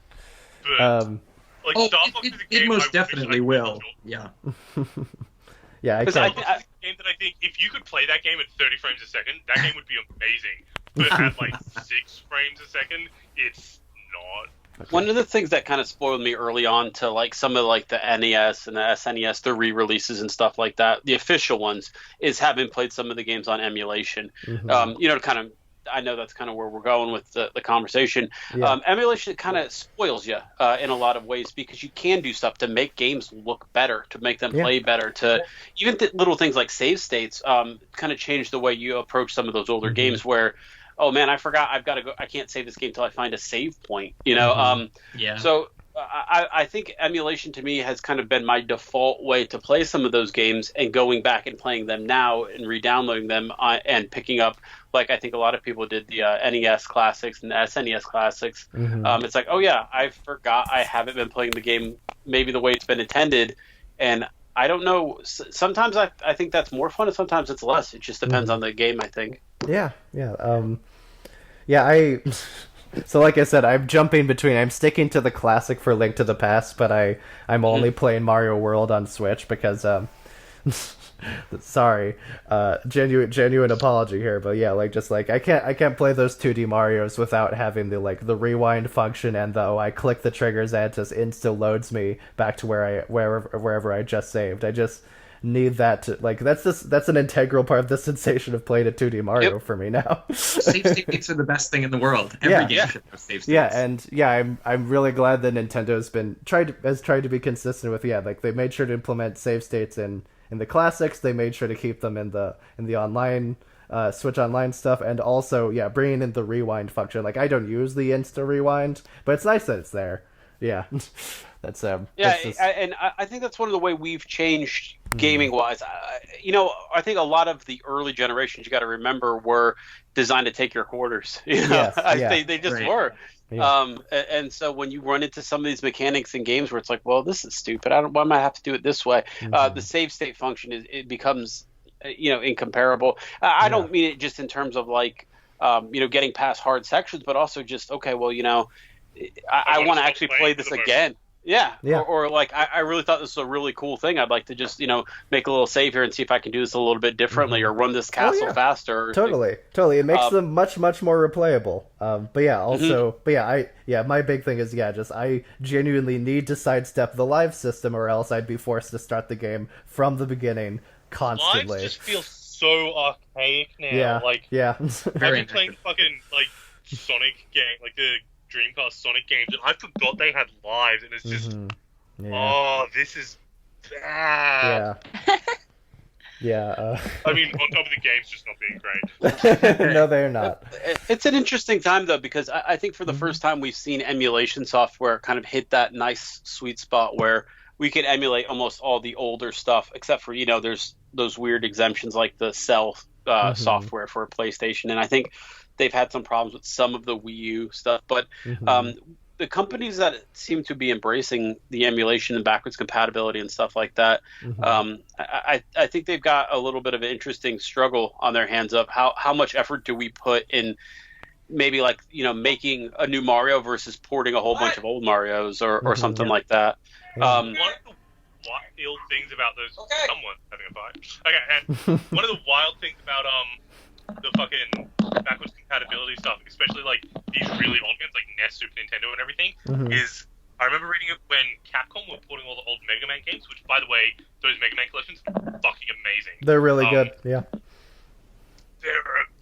But they didn't keep any of the... They threw out all the original code and everything, so a lot of these games are Capcom going to like MU Hub or something and downloading the ROM files. Yep.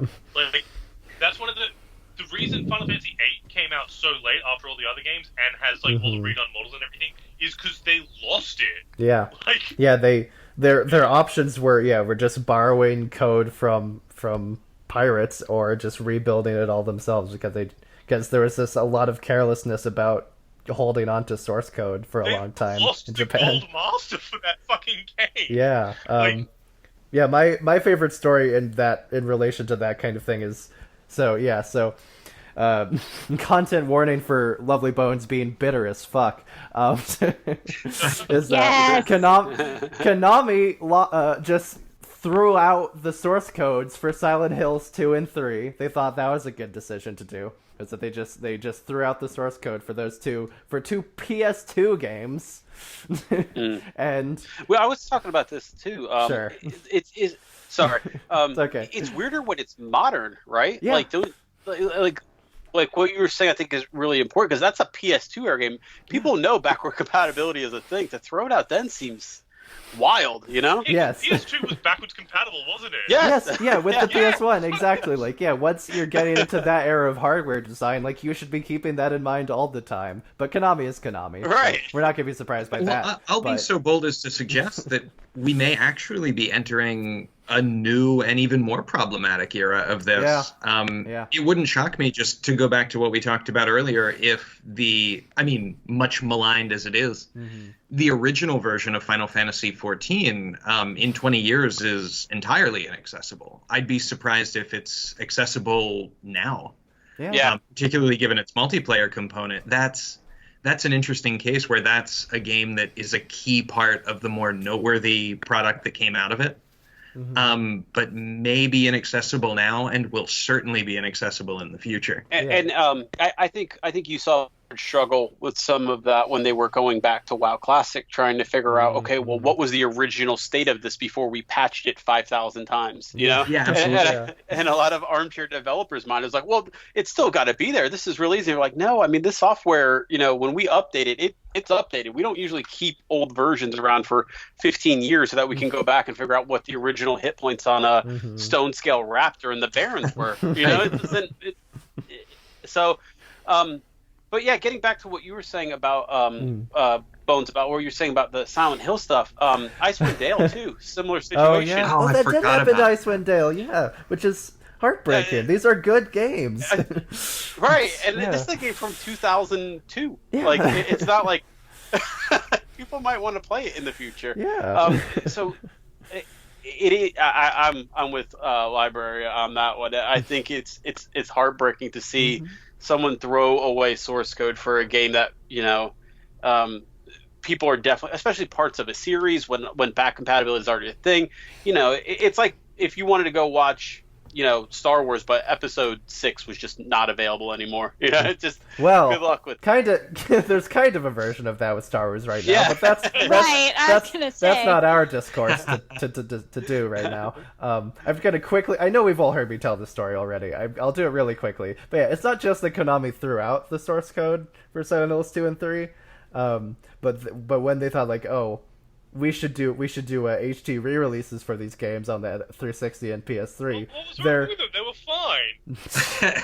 Their solution to this crisis that they created for themselves was that they gave incomplete, extremely like buggy, like pre-QA versions of the games to a completely inexperienced mobile developer, and they told them to build these new port re-releases, these HD re-releases. Wow. And so And they nailed it. Ben, you're not helping. Like, I appreciate it. Genuinely, I enjoy it, but yeah, no, they didn't nail it. Is the thing. Like when I play Silent Hill 2: Restless Dreams, which was the original Xbox version of Silent Hill 2, when I play that on my 360, like there's some emulation flaws. Like textures won't work right or whatever, but they're bothersome, but they're not really intrusive. Like the level of technical issues that the Silent Hill 2 and 3 HD re-release had was like the game just didn't work for like months. Like it crashed like constantly. Those I think might actually be like the worst like quality released games I've seen on like like I've counted the 360 and PS3 still as modern. Like from like that era on, that might be the actual like most broken bullshit I've ever seen. Yeah. Yeah, it's funny you should bring up Silent Hill 2, since I'm in the process of building something of a retro game setup in my basement right now. Yes. And one of the main sort of animating reasons why I'm doing this is specifically Silent Hill 2 and 3. Awesome. Along with, to a lesser extent, the Sega Saturn. Nice. I've never played Silent Hill 2, and it's such a, it's a pillar of the medium. And I have finally made peace with the fact that there will never be a quality re-release of it. Yeah. I feel you on that one. Like I said, like the playing the original Xbox version on an Xbox or a 360 works fairly well. Like that works well enough. But if you don't have an Xbox, then that's a problem. Add all the backwards compatibility for Xbox One. Oh, I don't know. Kind of amazing. I genuinely don't know about Xbox One. All I know is so that to Xbox 360. Is mostly streaming back compatibility, but there is genuine back compatibility built into a lot of it. But speaking of Xbox, the one thing I did want to talk about as well was the Master Chief Collection. Has anybody messed with that? Yeah. No, not yet. I only played the single player version, so I am completely happy with it because I don't really. Apparently, the multiplayer is fucked. Another situation where going back 20 years might be kind of harder than people think, but I gotta say this was maybe the coolest feature I've ever seen in like a remake or re-release. You push select while you're playing the Master Chief Collection, and change it instantly. Oh, no. It's like, oh man, it blows your mind to see, because a lot of times even if you play a remake, it's like, well, this looks good, but not that good. Like it's not as up to. But when you hit the button and see what it used to look like, because your mind, in your mind, I played this game when I was 15, 16. Like I remember going down certain corridors, and be like, wow, this looks almost real. Then I hit the button, I'm like, oh my god, what's wrong with it? Yeah, I can't speak to most. Game that has that feature Sorry. as well is the Wonder Boy and Monster World on the fucking Yes, Switch. absolutely. Like it has maybe the best 2D art I've ever seen in a game. Like they fucking set a high bar, and you hit the select or fucking minus or whatever it is on it, and yeah, it does like a screen wipe to the old like a Star Wars kind of style wipe, but if you keep mashing it really hard, it glitches, and you can get it stuck halfway in the middle of the screen. Oh, no. So the left half of your screen is old pixel art, and the right half of your screen is the gorgeous new 2D animation. Oh, that's and incredible. It's the coolest thing ever. That's really awesome. Yeah, before the MCC happened in full, like, my brother and I got Halo Anniversary Collection, and we played it all in co-op together. And, I was 6 when Halo came out. Halo 1 came out. So it's a hell of a thing to look at the original 3D graphics and then flip back to the new version. Yeah, I can say that. I think that's a great feature. I'd love if that showed up in more remakes to kind of really remind people about, how far things have come. Oh yeah, Monkey Island did that too. The two Monkey Island re-releases had they had this new hand-drawn update style, and then they allowed you to press a button and go back to the pixely PC graphics. And I don't remember who it is, but I know there was someone on the Avocado who was like, I will only play in the original graphics because the 2D art that they did is so ugly, and I mean, maybe it's just that I'm a child, but I don't get it. I thought the art looked good. Like, it's not like the PC graphics are bad or anything, but I just preferred the full illustrations where Guybrush Threepwood has the proportions of a human being. There's always this tension, right, between when re-releasing, between updating and preserving. There's always going to be that tension there. And one of the places you can really encounter this recently is the Final Fantasy releases that Square Enix have been producing. Right. Yes, you've talked a lot about that this year. The only thing I wish they wouldn't have messed with was some of the dialogue. I mean, I don't know. I gotta have "Don't blame God." what is it in Final Fantasy Tactics they change? I can't remember exactly what it quoted. I've said it probably a million times, but it's like blame God or yourself or something like that. And I think they changed it, blame your faith or something, or your lack of faith. I was like, nah, you got to put that back in. And they and when they redid Symphony of the Night in, like, I want to say 2007 or so, they removed the legendary the original text of "What is a man?" Yeah, specifically, I think it was that they removed it. The same can be said of all religions. They changed that to be like less controversial or whatever. It's like, fuck off. Coward. Yeah, cowards. Like, wouldn't it break your heart if you played the one of the Mega Man Legacy collections and they fixed all of those cutscenes from Mega Man 8, where they're Dr. Wowie and all that? Oh no. They went those Mega Man collections are so good that the mashing select button to beat the Yellow Devil with the lightning blast still works in Mega Man 1 on those games. That is wonderful. Broken bullshit. I looked up the quote. It used to be, "Don't blame me, blame yourself or God." Now it's, "Forgive me, 'tis your birth and faith that wrong you, not I." Oh no. Go back. There's bad dialogue, and then there's bad dialogue, and the original was the good kind. Yeah. I like remakes that really just kind of play with some of the funny stuff and leave some of the goofier stuff in, because I mean, I think most people can agree that in some ways gaming was simpler times back then. Sure. Everything didn't need to be as overwrought and overproduced and stuff, and some of that funny stuff, especially the "What is a man" speech, it was good fun. Even as a kid, I was like, what are they even trying to say? In Ocarina of Time, when they did the remake for the 3DS, they specifically had people like, okay, no, we have to leave this glitch in. People love this glitch. The Ocarina and Majora's Mask remakes are really interesting examples of ones that really walk that line carefully between preservation and improvement. Yeah, and one thing I have seen with on the preservation side of it is, oh man, a lot of the fucking Metal Slug SNK ports for PC especially, you download them and it's literally a copy of MAME and a ROM file. Oh jeez. You can just extract the thing and it's like, this is just MAME. It's just oh my god, they're cheap.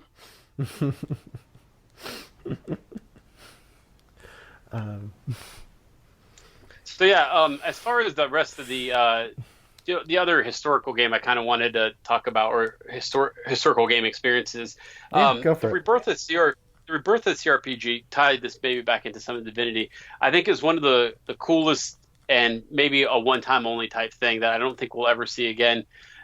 because it seemed like Kickstarter and the rebirth of CRPGs were almost made for each other. And I think there's been so many Kickstarter failures since then. I think most people now are kind of turned off of the idea of kickstarting games, unless it's you know, a game that was already going to get published anyway, so people need to basically throw money at a Kickstarter to pre-order it, like a certain game that I'm not going to mention because I've mentioned it enough. But yeah, I think that was an interesting time because there was probably a lot of studios that were maybe like, well, look, we're not going to throw money behind classic, you know, Western RPGs because there's just not a market for it. And then the Kickstarter started to crank up and we're pulling in record amount of money. And I'm sure that brought a lot of attention to a lot of studios. Stuff like In Exile, who was making Wasteland 2. You know, I mean, now they've been purchased by Microsoft. That's a pretty far way to go from, I don't know if people want to buy our games anymore. We're going to have to ask people to raise money to being Also purchased by one of the big three. Like, Yeah, Obsidian, Obsidian. yeah. The exact same happened to Obsidian. Like, Double Fine. Kickstarter now purchased by Microsoft. Yeah.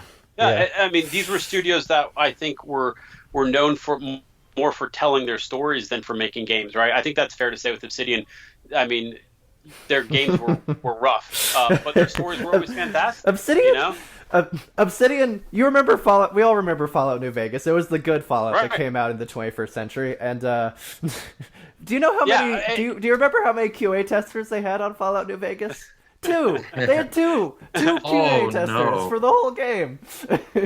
That was It how much. explains a lot. That was how much money It's only Obsidian small was. game. That was how much money Obsidian was given for QA. Was two testers for Even that stuff game. like, I think, podcast's favorite Alpha Protocol. I think that's I a love similar Alpha situation. Protocol. Sorry, right? I haven't gotten the chance Yeah. to talk. No. Obsidian's never been able to have the budget for QA, so thank God for Microsoft, right?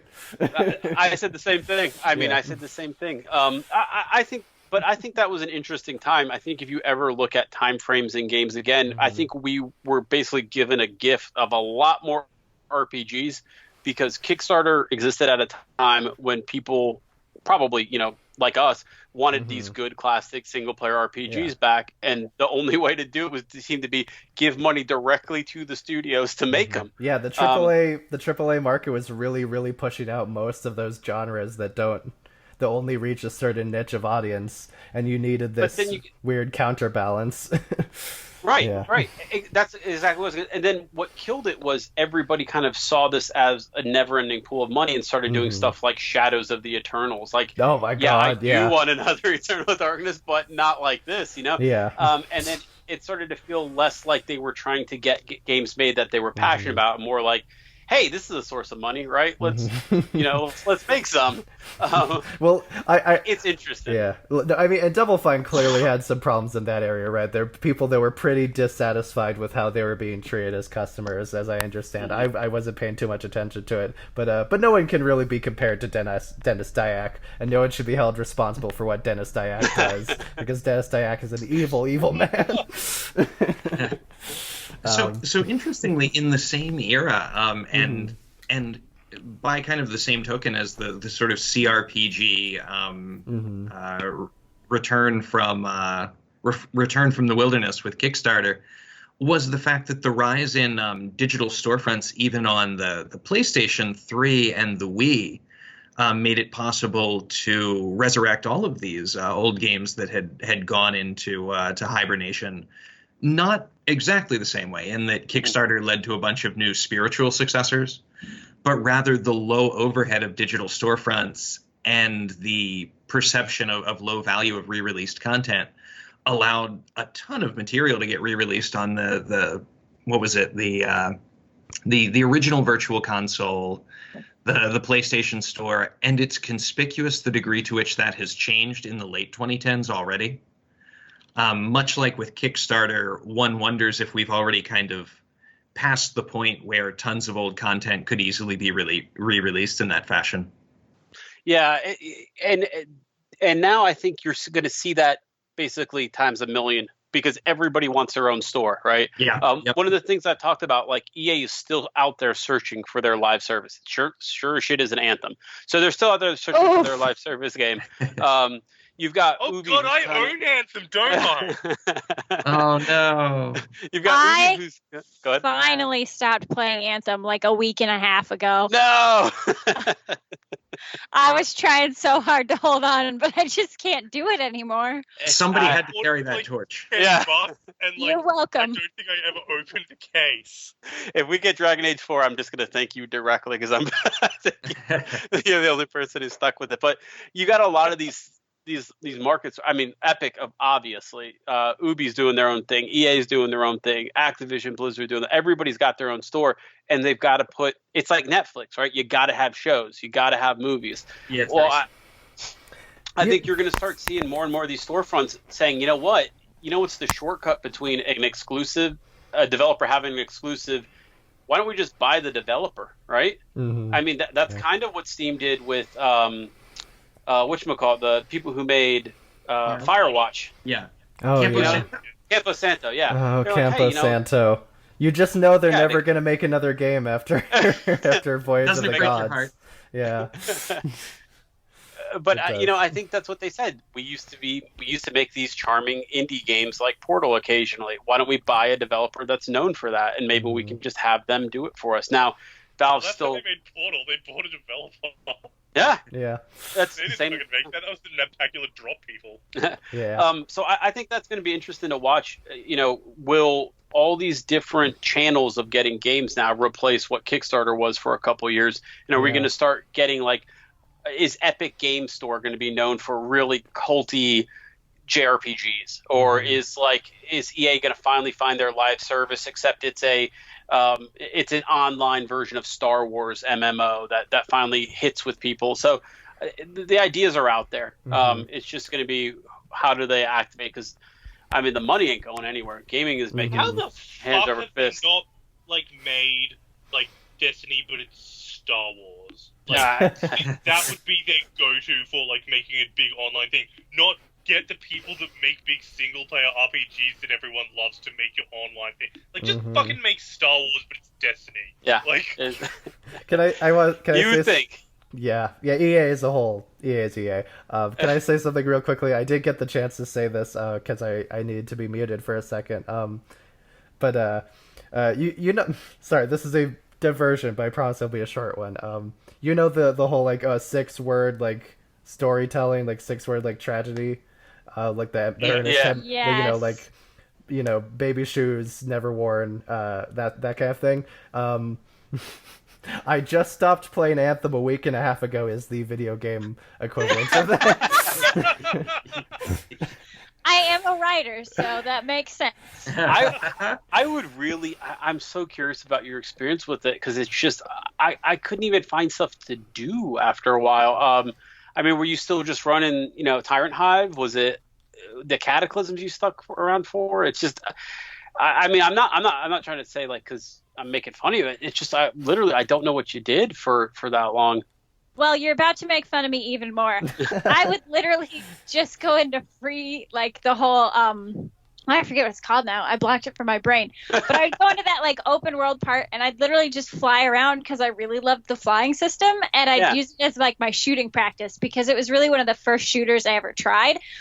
So it was kind of a training game for me, and then I just like flying around. So I'd only play it for a half hour a day and just fly around and shoot things.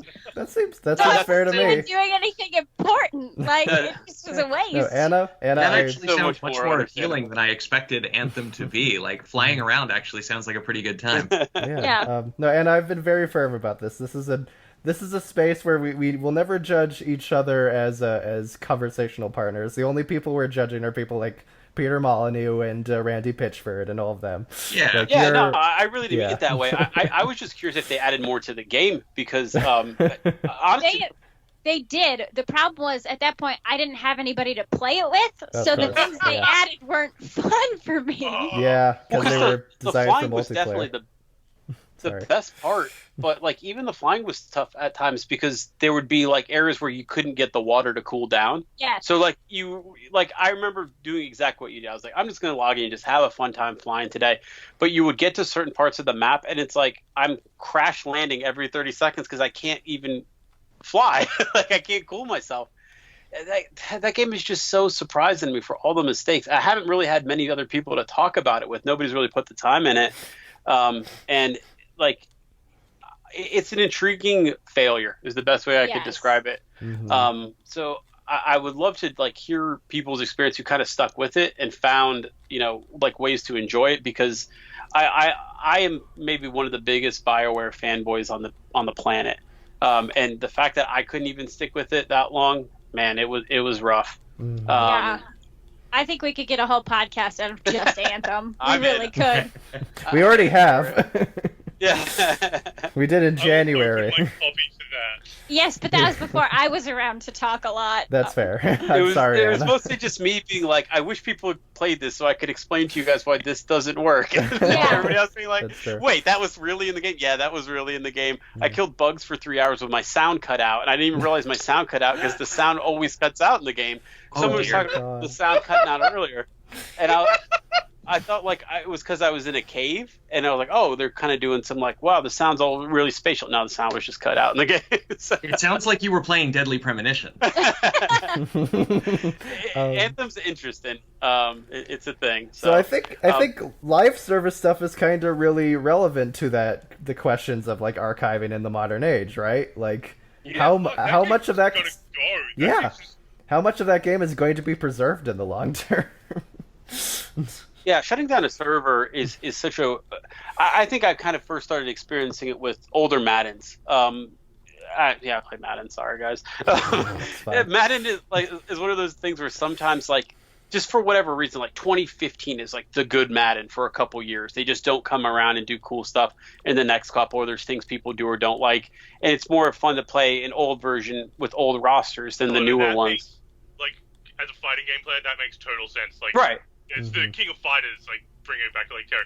There's like the good ones, and then there's the don't play those ones. Yeah, and then so EA of course is like, well, we don't want you playing 2015 Madden for the next 10 years, so we're going to just basically shut down the servers for that. So I don't know if there's anywhere that exists a version of 2015 Madden that you can play, like a backwards compatibility for Madden. A lot of those games just seem to have a shelf life, and I don't think we ever really had that mindset with video games ever, that there was a shelf life. You can only play this game during this period. But the good point that you're making, I think, about live services, Bones, is that when those go away, it's kind of like, the tears in rain. Like, where do old Maddens go when they die? And another thing as well, with a lot of games like that, like, even if you can archive the game, right? Like, even if you can find a way to play Madden, like, especially coming as like a fighting game player, like, those games die and you can't play them properly anyway if there's not enough other people to play them with. Mm-hmm. Sure. Yeah. Like you'll have like there are fighting games I love. Like Skullgirls is one of my favorite fighting games. It's this game Rising Thunder, which got archived amazingly after they got bought out by Riot, and they released like all the source code and shit for free online, so anyone can run their own server and everything. Good. But, like fucking yeah, no one plays it. So and there's no single player mode in that game. So it's as good as gone, really. Like, you go to trading mode and practice combos, that's it. The game's dead. God, It would be a really interesting study, too. Like things like City of Heroes, or games that were very popular for a while and had a very, cult following that just straight up released their source code into the wild. Because otherwise, the thing is just dead. So now you're starting to see these weird... If you know somebody who knows somebody, you can go play City of Heroes right now. I think that's a really intriguing look at, is this game preservation or is this piracy? Well, if I can't play it legally anywhere else, I'm going to call it game preservation. Yeah, personally. Yeah. That's something I'm really. There's a reason that preservation luminaries like Frank Cifaldi kind of came out of the world of emulation. As much as emulating in-print content can very easily, move into the world of piracy, emulating out-of-print content, particularly for things like, say, a Silent Hill or a licensed game from the early 1990s, is in many cases the only way to preserve it. And I think it's interesting to see then, so you release it, like, let's say 5 years from now, Anthem is just out there. It's just, the code is just out there. BioWare has given up on it. And now I want to play on a service with Anna, and we're just going to remove the flying restriction so we can just both have fun flying for around. Does that game become, fundamentally better than the game that that we played. Yeah, it does. So I think there's some room to say, okay, well, if you do this, can people make changes to a game that's more fun than what we got stuck with? Yeah, sure. You could release I'm just shocked. Even just going back to the fucking save states and everything, really, how Bones doesn't want to play Mario without save states because it's not fun. I won't say that it's not fun. I'm just not good enough. But sure. No, fuck it. Play however you want, however you have fun. Fuck it. Yeah. The first, I'm a huge Mega Man fan. I've spent so much money on Mega Man stuff. I had 5 Mega Man toys sitting on my desk that I'm looking at right now. The first time I ever played Mega Man, I never fucking played it on the NES. I didn't have a NES. I played it on a NES emulator on my R4 on my DS on train rides to work 10 years ago. It was the first time I ever fucking touched Mega Man. And you know what? If that game didn't have save state, I would not have fucking played it, because it doesn't save. It has the dumb password grid shit, which I'm not the passwords, I'm sitting on a train. I can't write it down. Yeah, as a person whose first brush was with Mega Man on the NES, believe it or not, back in the early 1990s, because I am old, I have to say, I owned, 2, 3, and 6 on the NES, and by a wide margin, the best way to play those games is on modern hardware with save states. I struggled through them. I spent hours on them as a kid, but they are significantly more playable now than they ever were back then. See, I'm the crazy person, though, because, I was old enough to have a NES. I played DOS video games, though. Oh, there you go. Okay. Yeah. Me Ben's and just fucking marked Ben. out about Commander Keen on a podcast. But, I'm the crazy person that, I fucking love the Mega Man games, and I don't use save states except at points where there's a grid password thing. I play them the hard way, and I really like Massacre platformers. I like Super Meat Boy and all that shit. So Mega Man's just right up my alley. But just the convenience of not it's bad to fucking use password saves. It's not fun. Yeah, it's a concession to the fact that the cartridges didn't have any physical means of saving your progress. That's all it is. I'm not fucking playing in 1991 on a fucking nothing console it's less powerful than my phone. I just want to go back real quick and see what Anna was shocked about. By the way. Oh yeah, you were saying something before, Anna. Oh, she disappeared. Anna, hello. Anna, are you there, hon? But I was even getting back to stuff I was talking about with Madden. I think there's communities out there that are interested in preserving games, just because. And I think a lot of studios would be smart and just, I don't want to say outsourcing it, but if you just release stuff to the public and said, hey, here's the code for, you can't do it for Madden, obviously, because people would reverse engineer stuff and everything and make their own. But, here's a code for a game that, never really saw the light of day. Blizzard released the source code for StarCraft Ghost, or whatever the other little, for the original version of Overwatch. Yeah, exactly. Project Titan. I think there'd be people interested in seeing it, messing with it, maybe even buying it. I don't know.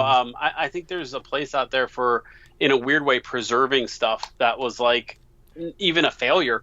I know a lot of fucking I follow people that specifically go out of their way to buy the absolute trash that no one will care about preserving, because if they don't fucking do it, who will? The Stop Skeletons from Fighting Duties, if you haven't heard him, he's got a really good YouTube channel.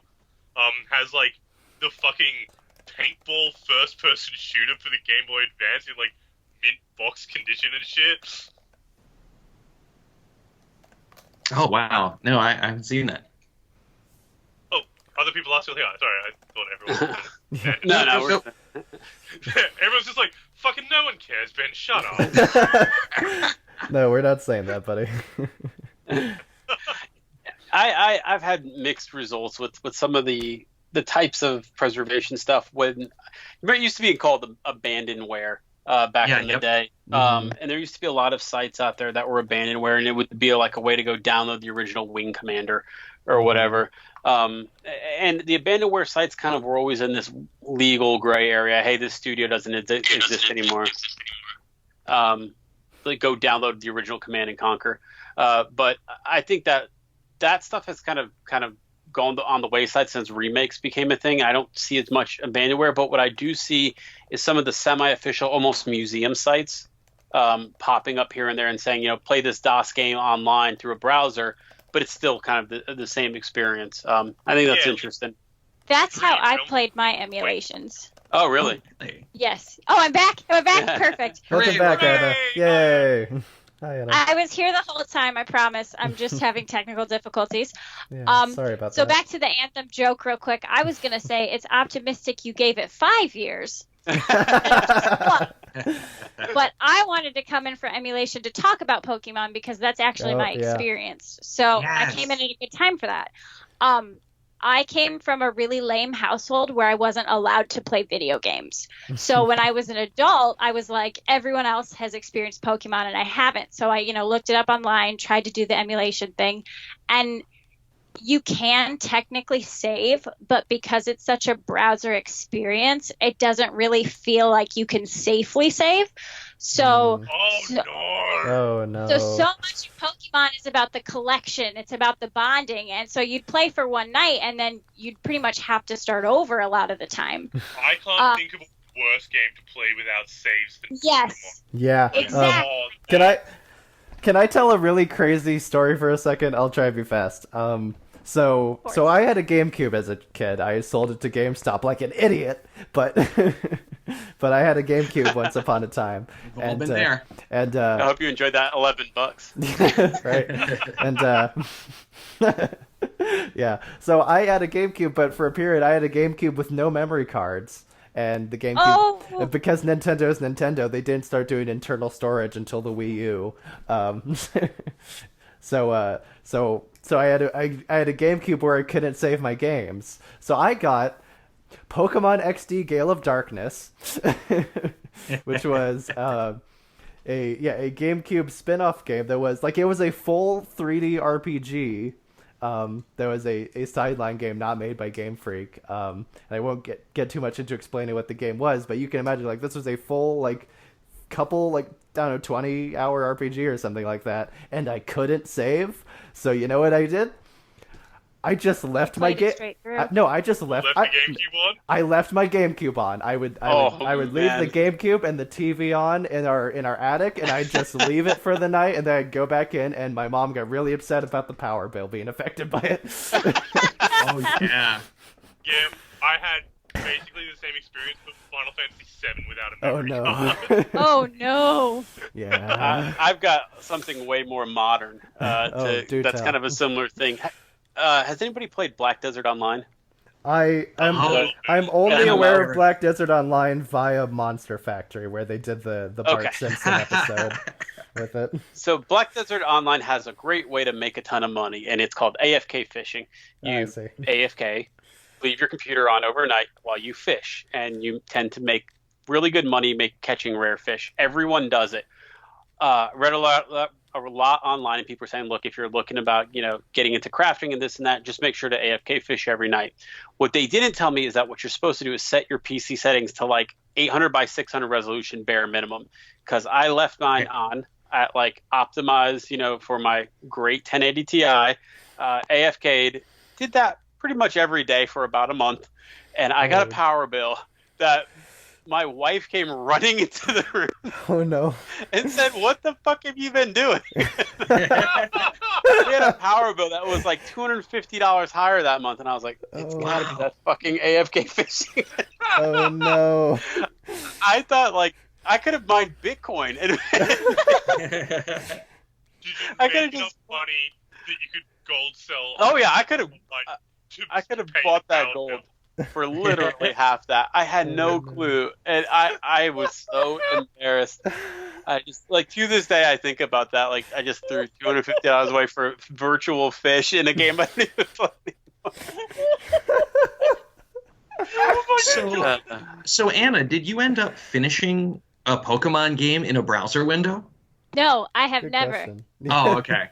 I'm hoping they port them over to the Switch because I want the experience of playing them all, but you can't play Pokemon without collecting Pokemon. They're absolutely There's no like, point. No, they're Pokemon Let's Go Eevee or Pikachu. That's basically the first game. I mean, yeah, Right. that's true. But also like 100% they're doing Game Boy next after SNES. So Oh, there's no way Yeah. they don't. yeah. So I'm just waiting my time. Yeah.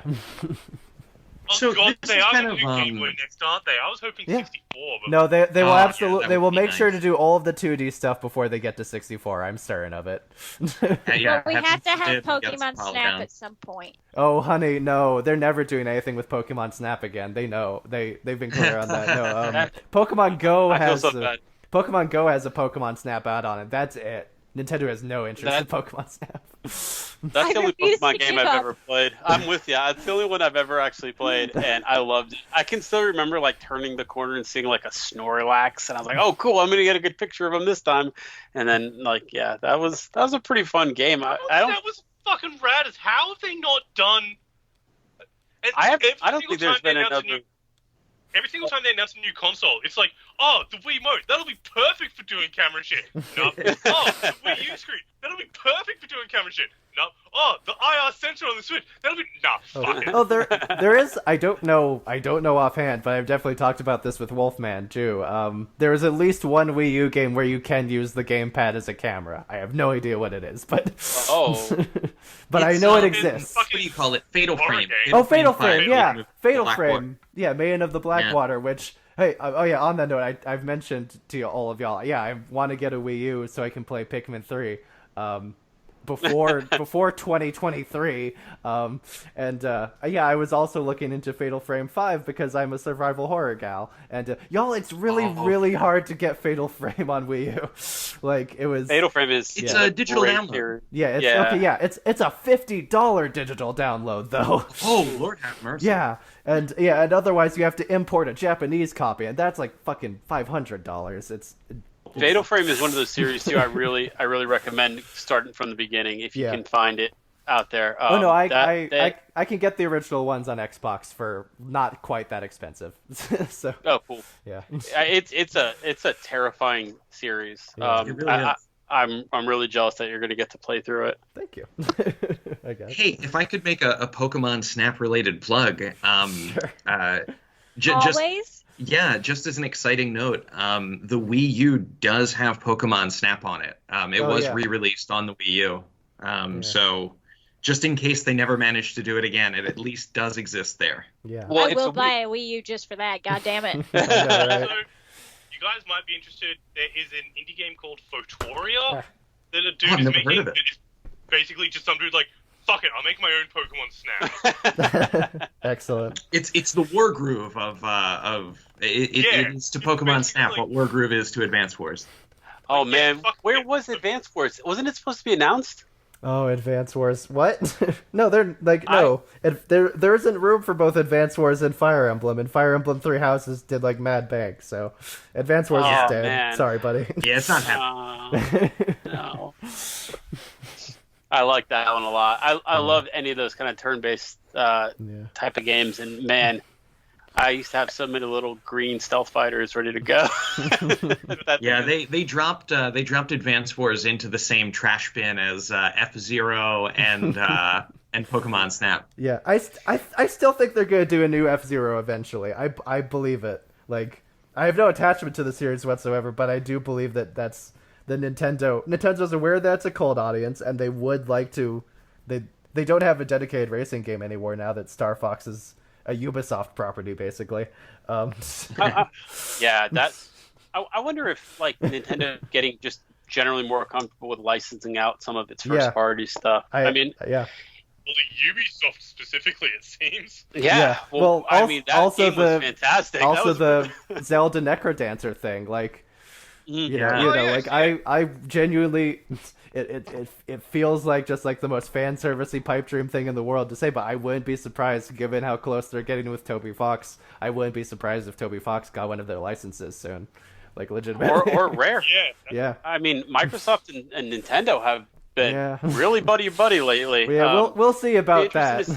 We'll see about. Sorry, I don't mean that in a particular way. It's just like Microsoft has been pretty conservative with what they've been doing, you know. So I don't want to get my hopes too much up there because I thought MCC on Switch would happen already by now if they were being less conservative. If you told me that there was going to be a Switch Xbox Rare Donkey Kong Country, I'd buy it tomorrow sight unseen. Yeah. I mean, I'd be up for it. That was probably the game I put out of all my Super Nintendo games. Donkey Kong Country was I think probably the only one whatever the equivalent of 100%ing it was, I 100%ed Donkey Kong Country. I could tell you where all the little gold whatevers were. I love that game. So, is Donkey Kong Country still a thing for Switch? Or is that kind of... They so Tropical Freeze was the most recent one. That was a Wii U game, and then they ported that to Switch last year. And Tropical Freeze is really good. And it's incredible, and everybody really, should really play good. Yeah, it was made by the Metroid Prime people. Retro, yeah, and Kensuke Tanabe, who's worked with the Retro for a long time. Anyway, this has been a very scattered discussion, but another thing I've been thinking about a lot recently in terms of like archiving and like retro. This is kind of quote unquote retro at this point currently, but WiiWare, like. A lot of WiiWare is just kind of gone forever right now, as of the closing in January of this year. And, kudos to Nintendo for actually keeping those servers up for a pretty long time. Respect for that, at least. They're not EA shutting down a football server after 1 year, but... It hurts. Yeah. It depends, I think, where you're going to end up going with this idea, but the more and more I think about it, I like the idea of almost like a online museum where you just log in and you just emulate the games. I know that there's a bunch of places like that right now, but I think that's the only way you really can capture this feeling, and just assume that as technology marches forward, you got phones now that can run Nintendo 64 games, I'm sure. So.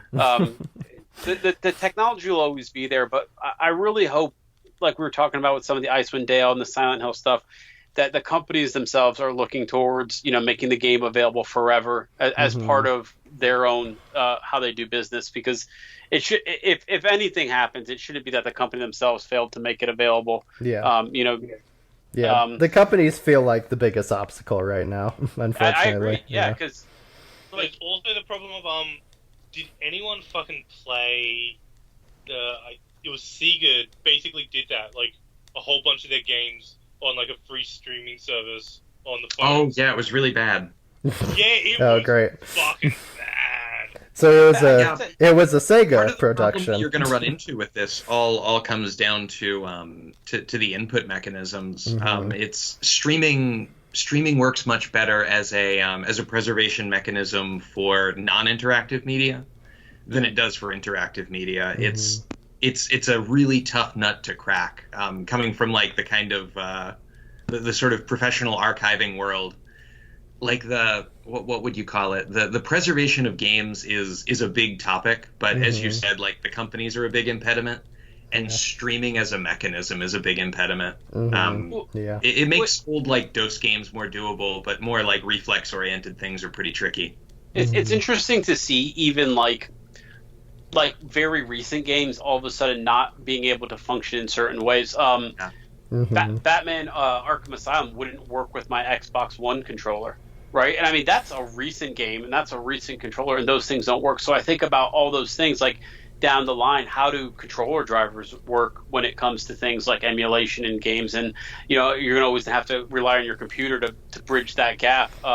Or what is there a value in saving like the original controller, the original console somewhere that someone can physically go, load the game up into this? So I'd like to think that there's a room full of TurboGrafx 16 somewhere, just in case someone wants to, But the emulation side to me is always going to be what I'm going to be more interested in. Well, that reminds me, the TurboGrafx 16 Mini's coming out soon. That's the thing that's actually happening, and because it's a Konami project, I'm convinced that it will be as embarrassing as like the PlayStation Classic last year was. But we'll see. Oh yeah, all right. Yeah. Yeah, those kind of things are a good reminder that emulation is not inherently well produced. Right. Even with resources only, behind it. Sorry. My contribution to it is somewhere in my attic I have an Action Max, just in case we ever need to bust that out for a future generation. Duly I've got noted. my Sega Master System 1 sitting there. I've got Pop's Ghostly and Sonic Fury, so those two classics. Now I just need to find a VHS. No.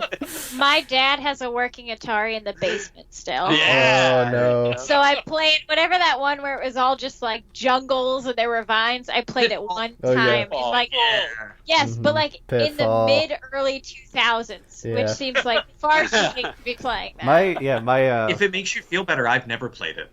Oh, man. My grandfather has, let's see, a PlayStation 1, an N64, and a PS2, or at least he did. He gambles, so he doesn't have a lot of money. So he may well have sold all of those. But if he hasn't already, I would love to inherit those consoles from him. You lifted those as your retro consoles, Bones, and I just like disintegrated into dust from old age.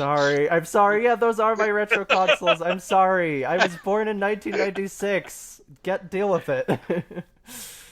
I was born. Now, virtually all of the mine are N64 gone too. came out. It's just Yeah. urges. I actually like talking to younger folks about stuff like this because it does put a lot of into perspective. I think the feeling of nostalgia is such a strong one for certain things that when you put in perspective, I'm like, if I actually had to tell someone, hey, do you actually have to play, a lot of these games that I grew up playing? Honestly, no. I mean, they've moved on. They don't need to. There's a lot that aren't good. We were talking about it before the show. Like, playing Rare Replay and playing all those N64 Rare games made me realize that I think Rare actually always kind of sucked. Like, those games aren't good. The Rare Replay is 30 games, and like 5 of them are playable. Yeah. Roughly. Like nostalgia Jet Set is a Radio, moving target. Not Jet Set Mhm. Radio, fucking Jet Force Gemini. Sorry, Jet Force Gemini. I loved Jet Force Gemini on the 64. I played the shit out of that. That game was my favorite. I was so excited to boot up Rare Replay and play Jet Force Gemini, and it is literally unplayable. Like, See, I think most of my like probably like the cusp of the end of the SNES, the beginning of the maybe like the Nintendo 64. That was kind of like where I think most of my like childhood gaming, I think I would say. But if you asked me today, hey, past like the Nintendo first party stuff, and what would I really need to preserve? I don't know. I mean, I don't know if like weird games that I really enjoyed at the time is Cruisin' USA something that if you don't play, you're gonna miss a crucial part of the video game experience? Probably not. Gex. Yeah.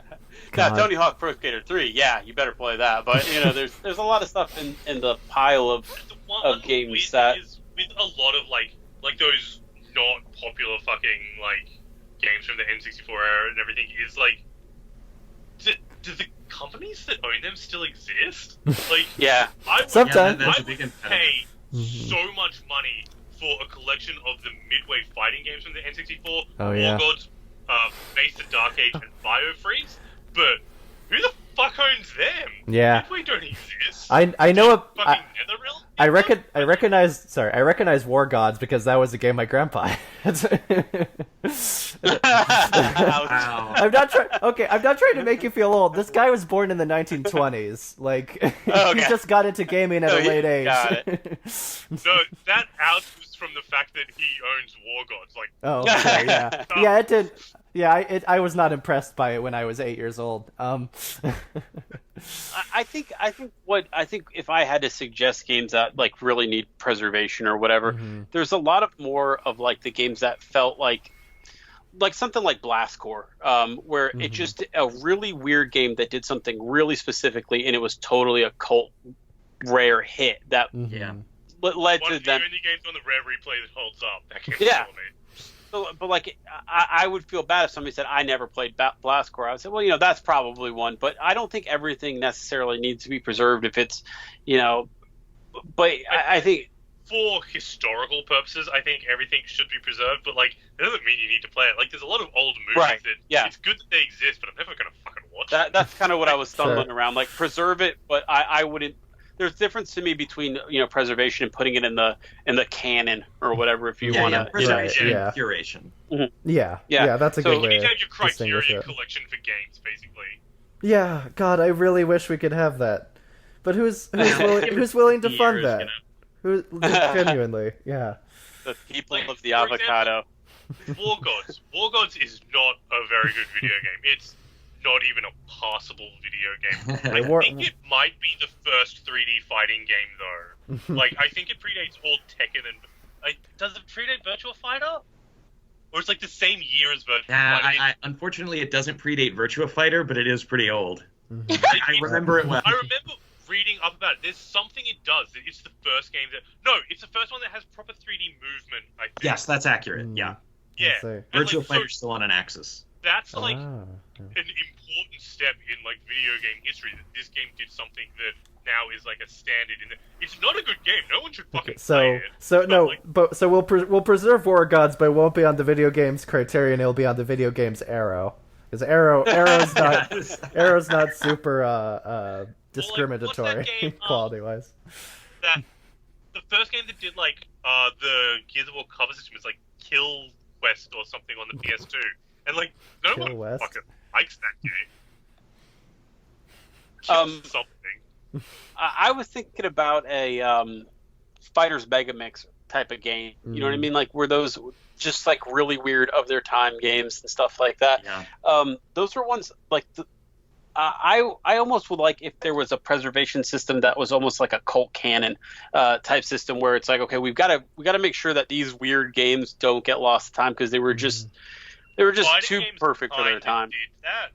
Yeah. Mm-hmm. There was I can't remember the name of it, but when GGPO which is I just realized you guys probably won't know what GGPO is. Okay, so it's like a netcode system that you can plug into MAME and play like old arcade fighting games online. Okay. And there was like a website that used to just have like GGPO servers for the old weird fucking fighting games that like people should be able to still play, like Lost Blade 2 and shit that like I doubt any of you guys have even heard of it. But like there was places you could go and like, oh, here's just people online to play Lost Blade 2 against. Wow, that's a cool service. Yeah, that is very cool. There used to be a lot of those little weird services pop up here and there on PC that just kind of went away. I remember. Do you guys remember Lord of the Rings? Or Lord of the Rings, of course you do. I've heard of it, yeah. Maybe like once. Yeah, it's very obscure. Lords of the Realm. Lords of the Realm. Lords of the Realm. Is that the Souls-like? No, it was kind of like a castle building sim developed it turned into the Stronghold series. But for a long time, it was run through GameSpy Arcade, which was one of the very early GameSpy. Yeah. Now I remember GameSpy Arcade. Yeah, I'm with you. You had to like basically fight your computer for an hour to make it work. But what ended up happening was there was actually like a network of BBSs, and if you got the right number, you could get on there and you could find somebody to play Lord of the Realms with. And that was kind of like my first experience with online gaming. And I always think about all those games who had all these online components now, and I wonder if there'd be like some kind of, I'm sure like a subreddit or something, but some kind of service out there just to maybe manually get some of those old GameSpy Arcade type systems back into work. What's the other one? I'm probably going to say this wrong. Was it like Gaikai or something like that? Gaikai was the streaming services. No, it wasn't that. There was another one that was like similarly named, but like the idea was that like if you wanted to play StarCraft, you log into this weird like almost like sub-service, and they link you up with other people. And it was always interesting just to see how those very, very, very early online games kind of would connect people. And I think past maybe even preserving the games, it'd be interesting if there was somebody out there who was running some kind of, GameSpy Arcade / Microsoft had their own one. Everybody kind of just was dabbling in these how do we make gamers play together systems. And of course, they'd all become Xbox Live and whatnot. But those were kind of some of the early days that I remember trying to mess with those systems. I wonder if there's anything out there that's still kind of trying to preserve that. Yeah, I'm sorry, just going back on War Gods being the first game to have fighting game to have 3D control, I just discovered there's an N64 fighting game I've never heard of, which fucking shocks me Yeah, based on, like, how much that I is know about it, impressive. Yeah. called Dual Heroes, which is the first game that had fucking analog controls for a fighting game, which is made by Hudson Soft. Oh no! Oh, which means that Konami owns the rights to that game, which means that game is in a toilet somewhere. What the fuck is this game? Yeah. Empress Zor creates the SAP, a super gravity-producing device. Ben, Oh my... Ben, we're over. Wait, did you say Emperor Zorg like Toy Story? Zerg. All capitals, Z-O-R-R. Zor. Very close. So I yeah, am finding a way to play this game. Ben, genuinely thank you for bringing that to our attention. We do need to start to wrap this up. I don't know if we really reached any particularly dramatic conclusions other than, yeah, we'd love like a video games Criterion service. Does anyone else have any final remarks? Well, for me, who got into it much later than you guys, Super Smash has always seemed to function as kind of like interactive history museum.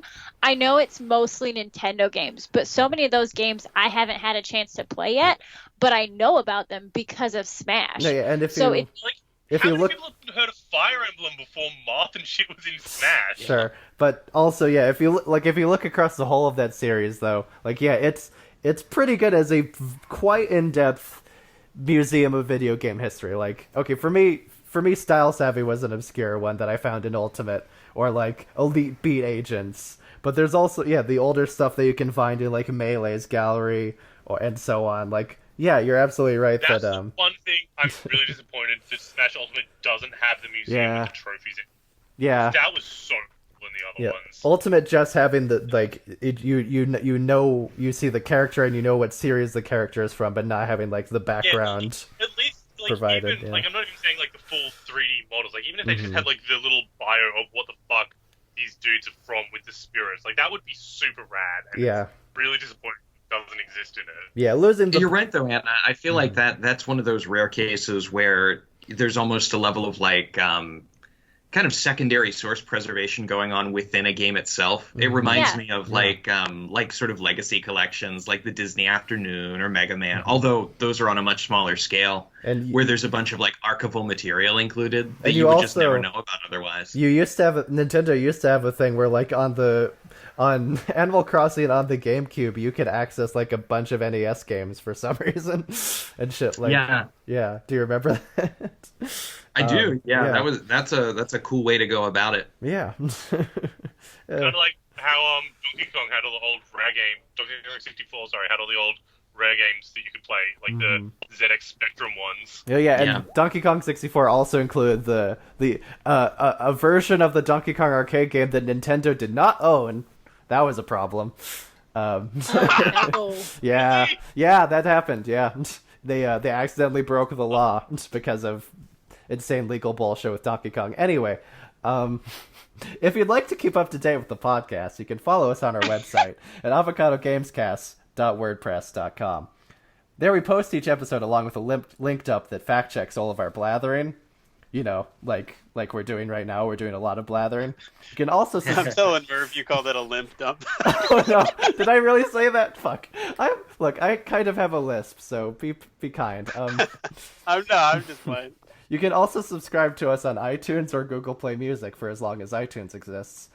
We don't know how long that is at this point. Just search for Avocado Gamescast and make sure you check out the Avocado at theavocado.org.